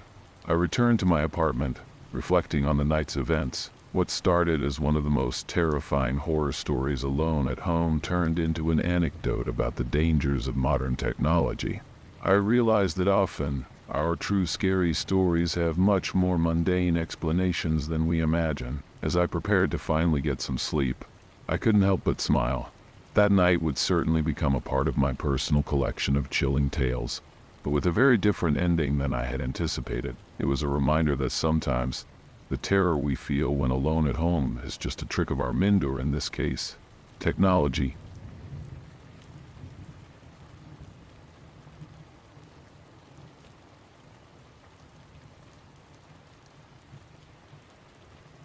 The salty sea breeze blew in through my slightly open window, carrying with it the comforting sound of waves crashing on the beach. It was a night like any other in Seaside, Oregon, or so I thought. My name is Collins, and this is my true story of a home invasion that changed my life forever. It was 3:30 a.m. when I got home from my shift at the local bar. I was exhausted but pleased with the generous tips from the night. I lived in a beach house with 3 other college roommates, but my room was the only one on the ground floor. Usually this didn't bother me, but on that night, this fact would prove crucial. I quickly changed out of my work clothes, eager to crawl into bed and let the sound of the ocean lull me to sleep. Little did I know that the next few minutes would turn into a real-life nightmare. One of those scary and true home invasion stories that you hear about, but never imagine will happen to you. I was almost asleep when a subtle noise woke me up. At first I thought it was just the wind, but soon I realized the sound was coming from my window. Someone was messing with the screen. My heart raced. It must be one of my roommates, I thought, trying to calm myself. But why wouldn't they have called me first? With my body tense and adrenaline coursing through my veins, I quietly pressed myself against the wall next to my bed. That's when I saw him, a man in a black hoodie, crouched outside my window, methodically cutting the screen with a utility knife. In that moment I realized I was about to become a statistic. Another case in the true scary home invasion stories that fill newspaper headlines. Time seemed to freeze as I watched, paralyzed, the intruder cutting through my window screen. My mind raced, trying to process what was happening. This wasn't a horror story I was watching on TV. It was real, it was happening to me, and I needed to act fast. When the man started to stand up to climb in, my survival instinct took over. In a quick and desperate move, I jumped on my bed and, using all the force I could muster, kicked the intruder's chest with both feet. The impact was surprisingly strong, knocking him backwards. The sound of the intruder's body colliding with the bike rack in the parking lot echoed in the silent night. He fell motionless, seemingly unconscious. My heart was pounding so hard I could hear it in my ears. I quickly shut and locked the window, my hands shaking uncontrollably. With trembling fingers, I dialed 911. "Emergency. What's your situation?" The calm voice of the dispatcher brought me back to reality. "There's been a home invasion attempt at my house," I managed to say between ragged breaths. He tried to come through my window. I kicked him, and he fell. I think he's unconscious out there." As I waited for the police to arrive, 1,000 thoughts raced through my mind. What if he woke up? What if he had an accomplice? This was one of those scary home invasions you hear about, but never expect to experience yourself. The sense of vulnerability was overwhelming. Every sound, every shadow seemed like a threat. I realized how fragile our sense of security is, how we can become victims in our own homes. The minutes that followed felt like an eternity. Finally, I heard the sirens approaching, bringing momentary relief.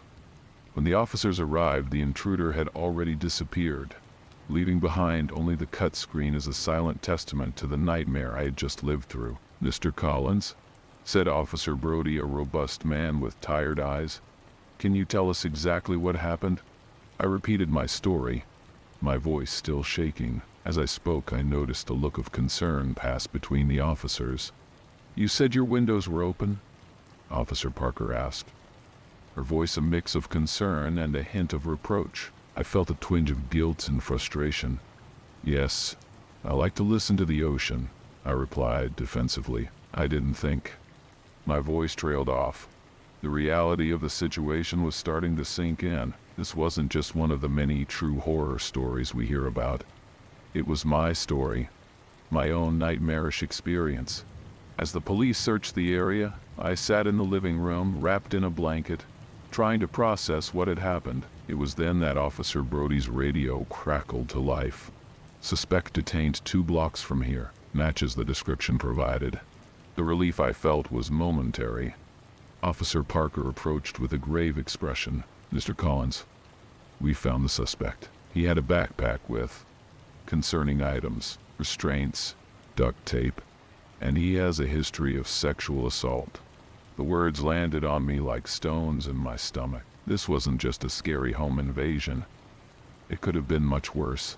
The following hours passed in a blur of statements, questions, and paperwork. When the sun finally rose, illuminating the ocean I once loved to hear, I now viewed it through tightly shut windows.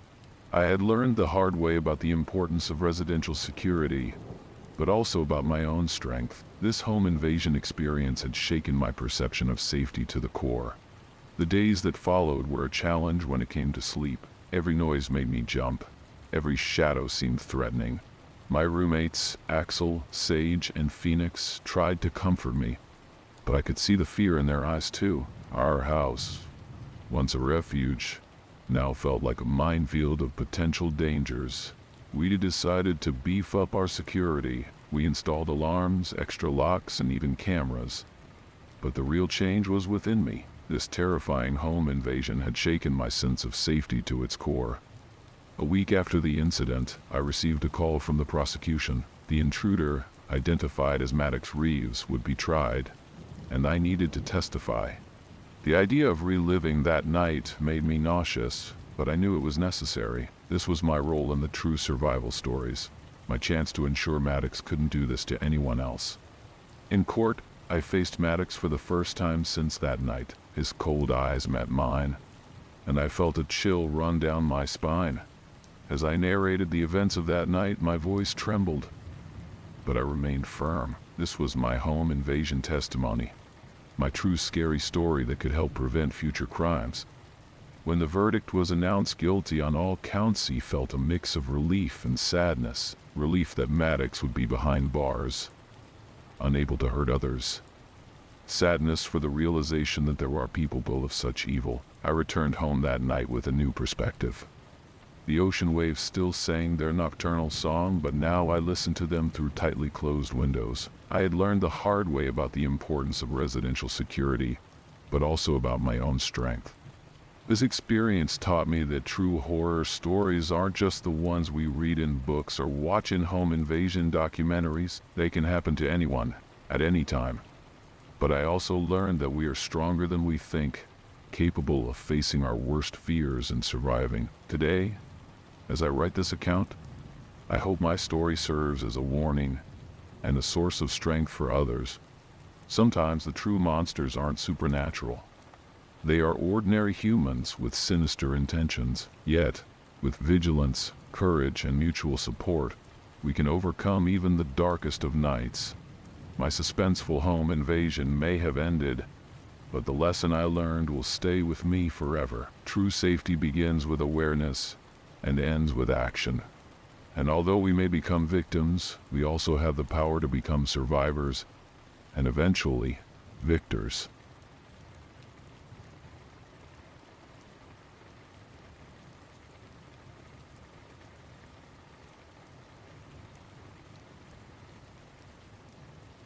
That afternoon remains etched in my memory like an indelible scar. I, Ezra, only 10 years old, and my brother Thorn, 8, were on our way back from school with our mother Gail. Our substitute teacher, Ms. Wren, kindly gave us a ride in her worn-out car. The setting sun painted the sky with an unsettling red as we drove down the winding road that snaked its way to our isolated home. We lived in a remote area where the idea of crime seemed as distant as the stars. Our father, Flint, spent the week working away, staying at our grandfather's place, and only returning on weekends. This routine enveloped us in a false sense of security that would soon be shattered. We arrived home around 4 p.m., and immediately something felt wrong.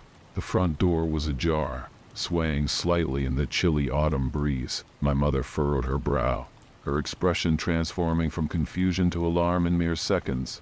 "Stay in the car," she ordered, her usually firm voice now trembling like leaves in the wind. I watched through the foggy car window as she cautiously approached the entrance. Her tense body reflected the fear that was starting to spread in my chest like ice. Ms. Wren, immobile behind the wheel, gripped it so tightly her fingers seemed poised to leave permanent marks. The silence that followed as my mother entered the house seemed eternal. Then, we heard a muffled scream that cut through the air like a sharp blade. That sound marked the beginning of one of the most terrifying nights of my life. A home invasion experience that would become a real-life nightmare, forever altering our perception of safety and trust in the world we thought we knew. My mother's scream echoed in my ears, triggering a wave of panic that enveloped me completely. Without thinking twice, I jumped out of the car and ran towards the house, ignoring Ms. Wren's desperate protests. Thorn, my younger brother, followed close behind, his steps echoing mine in a symphony of fear. As I crossed the threshold, I was greeted by a scene of chaos that I will never forget. Our living room, once a haven of comfort and security, now resembled a horror movie set. Furniture was overturned, drawers pulled out of their places, and our belongings scattered across the floor like confetti from a macabre party. "Mom!" I shouted, my voice trembling. I found her on her knees in the kitchen, her trembling hands trying to gather the shards of glass from a broken picture frame or last family photo. Her eyes, when they turned to me, were wide with terror and disbelief. "Ezra, Thorn, stay close to me," she whispered, pulling us near. It was then that I noticed the glaring absences. Our television, the VCR, even the old metal box where my mother kept her console were gone. The intruder, or intruders, had taken not only our possessions but also our sense of safety. Miss Wren entered right behind us, breathless and pale. "I've already called the police," she announced, her voice slightly shaking. "They're on their way." Those words should have brought comfort, but they only solidified the reality of our situation. We were victims of a home invasion, one of the true scary stories that you hear about but never imagine happening to you. The hours that followed seemed to drag on like an eternity. The police, who should have been our immediate salvation, took an absurdly long time to arrive, about 3 hours. Every passing minute increased our anxiety, fueling the terrors that our imagination conjured. As we waited, my mother tried to maintain calm, but I could see the fear in her eyes. She kept us close, like a lioness protecting her cubs.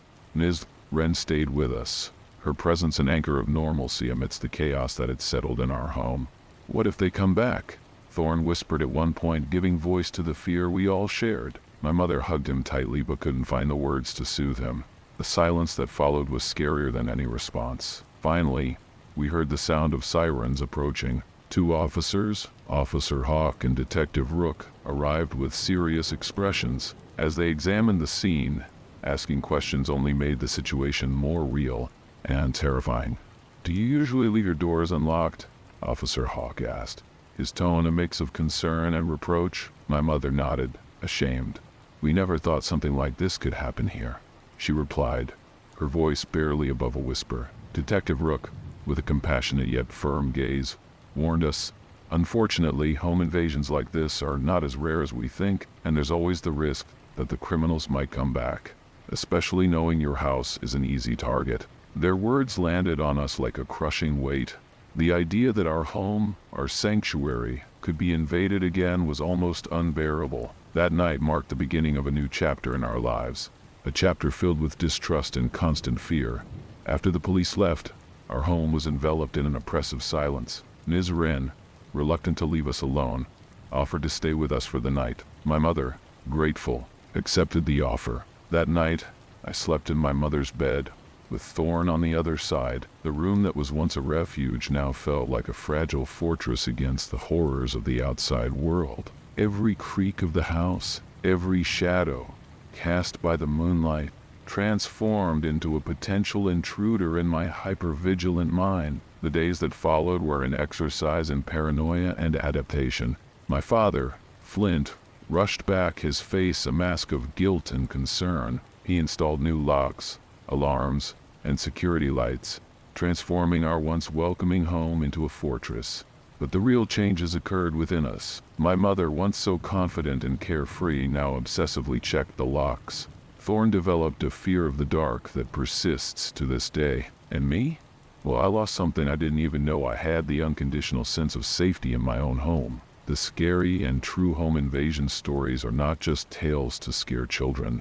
They are brutal realities that leave invisible scars, forever altering the way we view the world. Even years later, I still catch myself checking the locks repeatedly, ever vigilant for the slightest unusual sound. That night taught me a painful lesson about the fragility of safety. The scary home invasions are not just isolated events, but traumas that echo through time, shaping our actions and thoughts in ways we never imagined. Today, as an adult, I understand that the true horror is not in the stolen objects or the mess left behind. It's in the violation of our most intimate space, and the loss of innocence and trust. The true horror stories don't end when the immediate danger passes. They continue living within us, constantly reminding us of our vulnerability. In the end, we survived that terrible night, but a part of us was left behind. lost in the darkness of that invaded home. And although we moved forward, the memories of that terrifying home invasion remain as a constant reminder that sometimes the scariest monsters are not supernatural, they are terrifyingly, painfully human.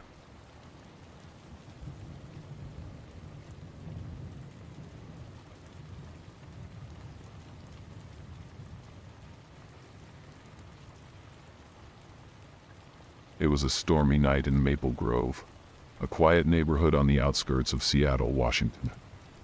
Zach, had invited my friends Liam and Aria over for a horror movie marathon at my place. Little did we know that we were about to experience one of the scariest true home invasion stories.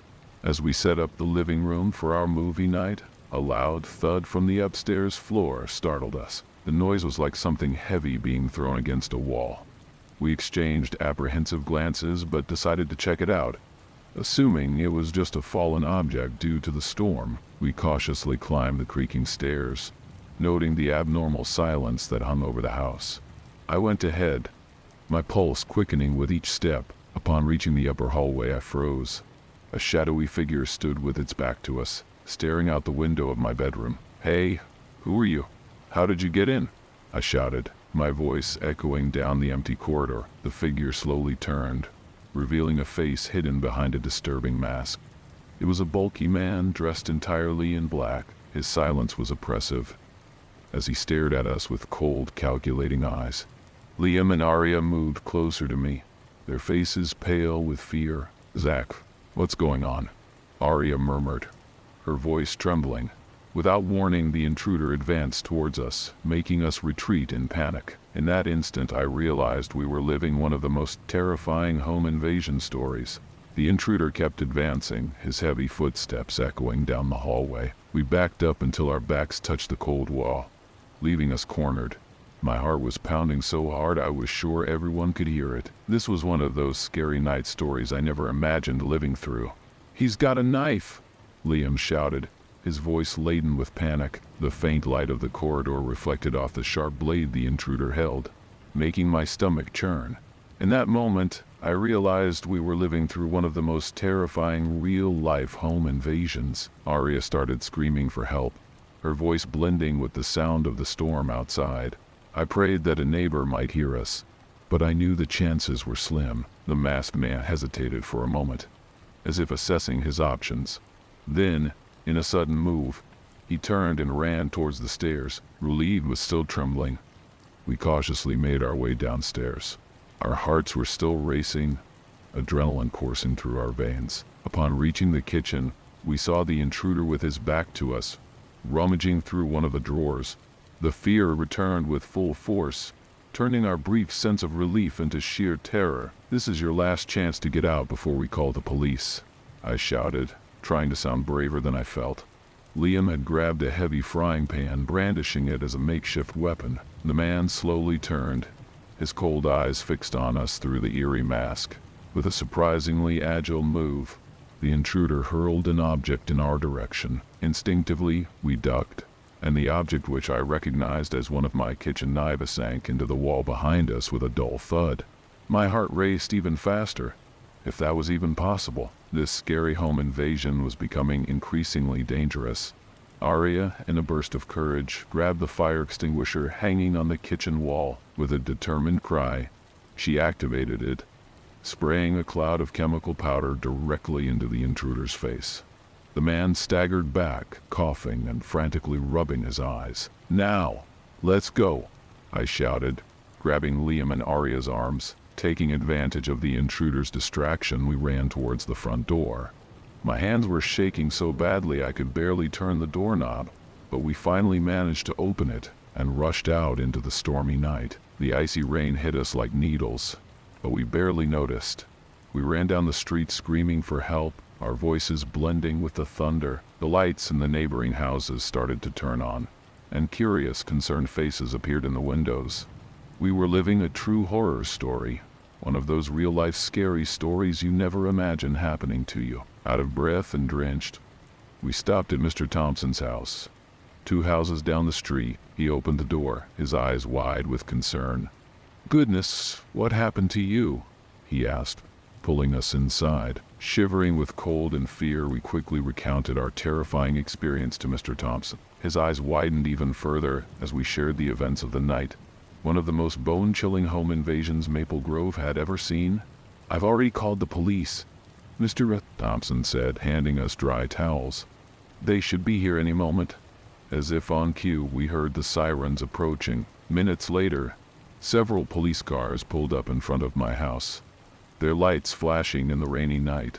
The officers questioned us, taking down every detail of our horrifying true story. "You guys did well," Officer Reed said. "Many don't survive such violent home invasions." As the police searched my house and the neighborhood, we learned that the intruder had fled into the woods at the back of the property. The disturbing mask had been found discarded in the backyard, but there were no other traces of him. In the days that followed, our story spread quickly. Reporters showed up, wanting to hear our account for documentaries about home invasions. Quiet Maple Grove was shaken, and residents started installing security systems. For us three, the emotional scars ran deep. Nightmares and anxiety became constant companions. We attended group therapy for home invasion survivors, struggling to cope with the trauma. Months later, sitting on the porch of my newly renovated and now fortified home, we reflected on that terrifying night. "You know," Liam said, "I don't think I'll ever be able to watch a horror movie again."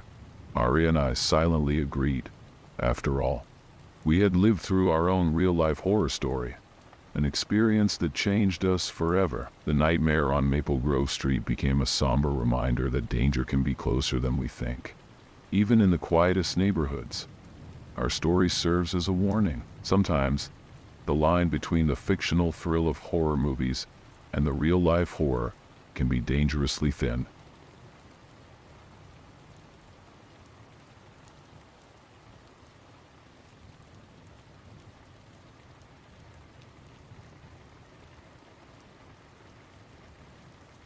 It was a summer night, one of those where the heat seems to envelop everything in a suffocating mantle. My friend, John, and I, Tyler, decided to escape the boredom of our small town and embark on an adventure. We grabbed some cigarettes and set out in my car, intending to drive up to the top of the neighboring mountain. The base of the mountain was about an hour's drive away, and the journey to the summit, where there was a restaurant and bar, took another hour. We knew the establishment would be closed by that time. It was almost 2 a.m., but the idea of enjoying the sunrise view from the top excited us. As I drove along the winding roads, the sense of freedom was palpable. The wind blew through the open windows, carrying the fresh scent of the night. We chatted animatedly, laughing and sharing stories, eagerly anticipating the adventure that awaited us. John turned on the radio, and the music filled the car, blending with the sound of the engine and the rustling of trees as we passed by. "Have you been up there before?" I asked curiously. "No," John replied, "but I've heard the view is incredible. They say on a clear day you can see for miles and miles." Our laughter echoed through the night, mixing with the sound of the engine and the chirping crickets. The road seemed endless, snaking up the mountain like a giant serpent. But despite the distance, our enthusiasm kept us awake and energized. Suddenly, a strange noise from the engine brought us back to reality. The car started making odd sounds, and I felt the steering getting heavy. I pulled over to the side of the road, realizing we were running out of gas. "Dude, I don't think we filled the tank before we left," John said, looking out the windshield into the darkness beyond the car's headlights. "What do you say? What should we do?" I checked the gas tank, and indeed it was almost empty. "I guess we'll have to walk back," I suggested hesitantly. "We must be at least half an hour away from the mountain's base. We can try hitchhiking if anyone passes by." John nodded, and so we began our walk back down the winding road. The night was quiet, and our footsteps echoed in the darkness. The light from the stars and the moon provided some illumination, but the road was bordered by dense woods, plunging much of the path into darkness. As we walked, our lively conversation gave way to tense silence. The mountain seemed even more daunting at night, and the darkness hid menacing shadows among the trees. We heard the distant hooting of owls and the occasional rustling of leaves, which only added to our nervousness. Suddenly, as we rounded a bend, I saw something that made my heart stop. A figure was sitting on a large rock by the roadside, her white dress gently billowing in the soft breeze. Her long dark hair fell over her shoulders, and she seemed to be staring directly at us. "Do you see that?" John whispered, his voice filled with fear. I nodded my head in agreement, unable to speak. As we drew closer, the figure remained still, but it seemed to be observing us with piercing intensity. My heart hammered in my chest, and a chill ran down my spine. "Hey, are you okay?" John shouted, his voice sounding oddly loud in the night's quietude. The figure remained silent, but then slowly lifted its face towards us. My blood ran cold in my veins as I beheld its elongated face, empty eyes, and sinister smile. It was as if we were looking at a creature from a nightmare, something that should not exist. "Let's get out of here," I yelled, grabbing John's arm and pulling him with me. We ran back to the car, our hearts pounding wildly. We jumped into the car, and John started the engine, revving it with a roar. The car sped down the road, leaving the strange figure behind in the darkness. We raced along the winding road, the wind howling through the open windows like a lament. The sense of relief at escaping the eerie figure was palpable, but there was also a lingering residue of fear that refused to let go. Our eyes, still alert, scanned the darkness beyond the car's headlights, wondering if the mysterious figure was watching us. "I can't stop thinking about it," John said, his voice tense. It was like something out of a nightmare. I nodded in agreement, my eyes fixed on the winding road ahead. "I know," it was. Surreal. A heavy silence settled in the car, each of us lost in our own terrifying thoughts. The atmosphere was thick, as if the mountain itself was conspiring against us. As we turned a particularly tight curve, my eyes were drawn to the roadside. My heart stopped again as I saw the strange figure, this time standing and staring intently at us. Her white dress gently fluttered in the breeze, and her dark hair fell over her shoulders. "Do you see her?" John whispered, his voice filled with fear. Our eyes met for a brief moment, the terror reflected in them. Then, without a word, I flashed the headlights, and the figure vanished into the darkness. "Let's get out of here," John shouted, his face pale in the car's dashboard light. We sped down the road, our tires squealing on the gravel.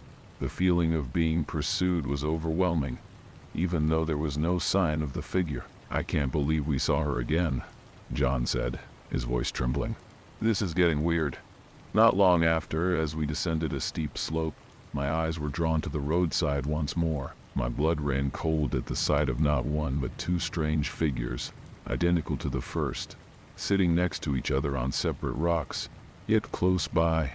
This time, John didn't need to ask if I saw them. He simply floored the accelerator, and our car sped away, leaving the strange figures behind. "They're multiplying," John exclaimed, his face pale in the dawn's light. "What the hell is going on?" Finally, we reached the mountain's base and turned onto the main road. The sky was starting to brighten, but the sense of relief had not yet arrived. "Let's head back home," John suggested, his voice reflecting the exhaustion and terror we both felt. "We need to leave this behind." We drove back to town in silence, the sun rising as we entered the familiar streets, but despite the daylight, the image of the strange figures remained burned into our minds.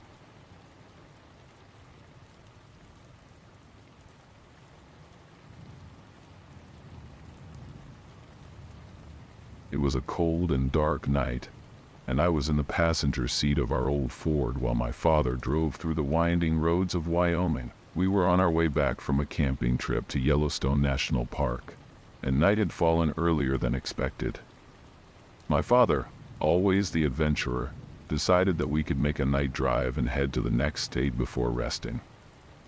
My mother, my younger brother Cole, and I, Kayla, were tired but excited about the prospect of a new adventure. "True scary stories from trips always get me curious," said my father, smiling as he turned on the radio to keep us awake. "Disturbing travel tales always happen to others, but never to us. It's as if we're immune to the supernatural." He laughed, and I could see the glow of the headlights reflecting in his eyes as he looked at the dark road ahead. I, a curious 16-year-old at the time, had always been fascinated by horror stories and unsolved mysteries. I craved thrilling experiences, and I was eager to see what this night drive had in store. The wind blew through the half-open windows, bringing the scent of pine trees and the promise of an exciting adventure. The road was deserted, and the trees seemed to swallow the car's headlights as we moved forward. Occasionally, we would pass a road sign, indicating how far we were from civilization. My brother had already fallen asleep in the back seat, his soft, regular breathing breaking the silence of the night. "I guess we're alone on this road tonight," commented my father, turning the radio to a news channel. "Real scary stories from trips usually start like this, don't they? An empty road, a dark night, and a sense of isolation." He laughed, but I felt a chill down my spine. My stomach growled loudly, breaking the silence that had settled in the car. My father laughed and said, "I guess someone's hungry. Let's stop at the next gas station and grab some snacks. What do you say?" My mother agreed, and soon we were exiting the main road and turning onto a side road in search of a gas station. "These side roads always give me the creeps," said my mother, huddling closer. "You never know what you might encounter on them." Creepy travel stories always start this way, with an innocent stop on a side road. She smiled, but her eyes reflected a subtle concern. It didn't take long to find a small gas station, its sign flickering faintly in the darkness. The place seemed deserted, with only a few gas pumps and a small building with closed windows. My father stopped the car near the pumps and turned off the engine. "Well, it looks like we'll have to settle for the snacks we have in the car," he said, opening the door and stretching his legs. "Let's take a look and see if anyone is around." We stepped out of the car, feeling the chilly night breeze on our faces. The place was deserted, with no sign of life. The gas station lights flickered faintly, giving the scene an eerie atmosphere. "This place gives me the creeps," said Cole, clutching my arm. "Scary stories from trips always start like this, with a stop at an abandoned gas station." "Don't be silly," said my mother, smiling. "It's just an old gas station. Come on. Help your father look for something to eat in the car. I'm hungry." After our family snack, we decided to take a nap right there at the gas station to rest until the wee hours of the morning. While everyone was asleep, I suddenly woke up, a sense of unrest settling over me. I looked around, realizing that my family was still peacefully asleep in the car. The moon cast a soft light through the windows, creating intriguing patterns on the shadows. I felt an irresistible urge to explore the world beyond the glass. I grabbed my trusty flashlight and quietly slipped out of the car, careful not to wake the others. The night was cold and the fresh air on my face fully awakened me. I walked towards the edge of the road, where the trees loomed tall, casting shadowy shapes in the moonlight. I directed my beam of light into the darkness, my eyes alert for any movement, and then, suddenly, my heart stopped. There, at the edge of the road, I saw a hooded figure standing right next to my family's car. Their body was turned towards the vehicle, and beneath the hood, their eyes shone with an eerie light. My blood ran cold in my veins, and I felt a chill down my spine. Who was this mysterious figure? And why were they lurking by our car? My instincts screamed for me to hide, but something kept me frozen in place. The figure remained motionless, as if completely aware of my presence yet indifferent to it. Their tall, slender bodies seemed to merge with the darkness, making them even more frightening. The light from my flashlight trembled in my hand, reflecting my fear. I wanted to shout, to warn my family of a potential danger, but my voice failed me. The figure remained silent, its glowing eyes seeming to pierce the darkness. I felt a chill run through my entire body, wondering what their intentions might be, and then, as if sensing my presence, the figure slowly turned. Its face remained hidden in the shadow of the hood, but I could feel its gaze upon me. A shiver ran through my whole body, and my heart pounded in my chest. Without a word, the figure turned again and began to walk towards the forest. Their movements were fluid and silent, as if they were floating. My body was paralyzed, my mind struggling to comprehend what had just happened. The figure disappeared into the darkness of the trees, leaving me alone, trembling on the side of the road. My first instinct was to run back to the car, wake my family, and get away from there as fast as we could, but as I turned to leave, I saw something on the road that made me stop. Footprints. Deep, distinct footprints that started at the edge of the road and disappeared into the forest. Exactly the path the hooded figure had taken. My heart was pounding in my chest as I looked at the footprints. They were proof that the sinister encounter hadn't been a dream. Something or someone had been there. I ran back to the car, my heart racing. I opened the door with force, waking my sleeping family. "What happened? Are you okay?" asked my father, his eyes wide with my disturbed appearance. There was someone out there, I stammered, my voice trembling. A hooded figure. He was watching our car. My brother sat up abruptly, his eyes wide and round. "You saw a hooded figure?" he asked, his voice shaking. "I had a dream about someone like that." My mother stretched and sat up, her eyes concerned as she looked at me. "You had a bad dream, dear?" she asked, brushing my hair away from my face. "You look terrified." I shook my head, my mind spinning. "It wasn't a dream," I insisted. "I saw a hooded figure watching our car, and then, when I shone my flashlight on him, he just turned and disappeared into the forest." My father sighed, his eyes reflecting a mix of skepticism and concern. "Let's take a look," he said, stepping out of the car. "There might be an intruder around, and I want to make sure we're safe." We followed my father to the edge of the road, our eyes scanning for any movement. The morning light bathed the landscape, revealing the tranquil beauty of the forest. But to me, the beauty of the place was stained by the sinister encounter of the previous night. My father examined the area, his eyes alert for any signs of intrusion. "I don't see anything," he said, his voice reflecting confusion. "Are you sure you saw someone, dear?" I nodded, frustrated. "I'm sure," I insisted. "And there were footprints too, deep footprints leading into the forest." My brother joined us, his eyes wide as he surveyed the area. "I saw the footprints too," he said, his face pale. "They're so deep, almost as if something heavy had been dragged along." My father sighed, his eyes wandering through the forest. "Well, there's nothing here now," he said, his voice firm. "Let's continue our trip, but we'll keep an eye out for any suspicious activity." I nodded, my body still trembling from the nocturnal encounter. I got back into the car, my gaze fixed on the road ahead, my heart pounding with unanswered questions. Who was the hooded figure? Why were they watching our car? And what did the deep footprints mean? I felt there was an unsolved mystery hanging over us, a hidden story waiting to be uncovered.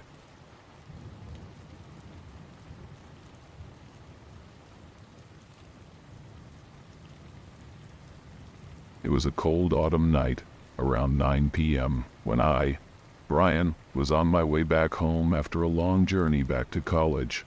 The 2-hour drive on the highway was tedious, and I was looking forward to getting home and falling into bed. As I was driving, I noticed the headlights of a large old truck approaching in my rearview mirror.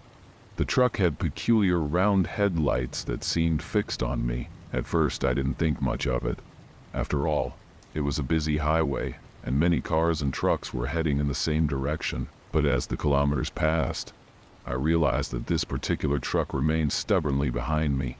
With every lane change, it also changed, as if deliberately following me. An uncomfortable feeling settled within me, and I couldn't help but wonder, why was this truck following me? Maybe it's just a coincidence, I thought to myself, trying to calm down. We might be heading to the same destination, but as the exit for my town approached, the reality of the situation started to sink in. The truck was still there, maintaining a constant distance. My heart started to beat faster as I realized the driver might be tailing me. 8 kilometers before my exit, I began to formulate a plan. I'll put this to the test, I thought. If he follows me to the McDonald's drive-thru, then I know something is wrong. With sweaty hands on the steering wheel, I took the exit and entered the McDonald's parking lot. I looked through the rearview mirror and saw the round lights approaching. My heart stopped when the truck also pulled into the parking lot. It stopped at the corner as if watching my movements. I stayed at the drive-thru, pretending to be in line to place an order, while keeping an eye on the truck through the mirror. My heart was pounding and my hands were trembling on the wheel. I could feel the truck driver's eyes on me, even though I couldn't see him clearly. What the hell does this guy want with me? I asked myself, my voice sounding strange in the silence of the night. Suddenly, the truck backed up and left the parking lot, disappearing into the night. I exhaled the breath I didn't realize I was holding, feeling a mix of relief and confusion. Maybe I'm overreacting, I thought, questioning my own sanity.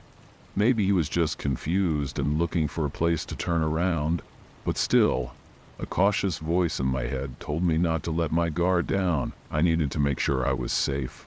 I left the McDonald's parking lot and returned to the highway, driving towards my town. But instead of heading directly home, I decided to take a detour through the residential neighborhoods, just to be certain the truck was no longer around. At every turn, I glanced at the rearview mirror, half expecting, half praying not to see the round headlights. But to my relief, the truck was nowhere to be seen.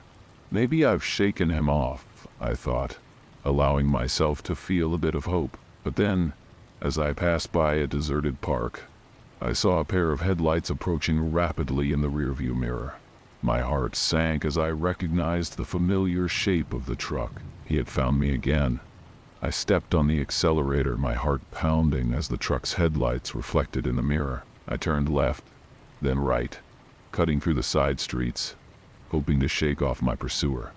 But the truck seemed relentless, anticipating each maneuver. Am I not going to get rid of this guy? I thought, adrenaline coursing through my veins. I drove through residential areas, taking routes I thought the truck wouldn't be able to follow, but at every turn, it was still there, its round headlights shining like relentless eyes. What the hell does he want?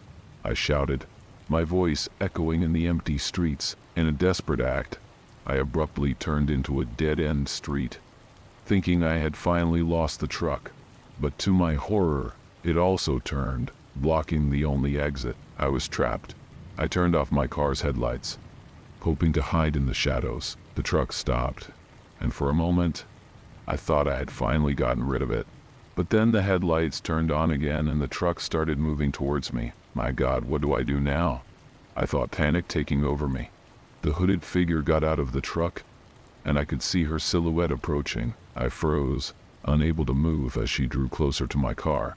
And then, as suddenly as it had begun, the figure returned to the truck and left, leaving me alone on the dark street. I stood there motionless, my heart racing, as the truck disappeared into the night.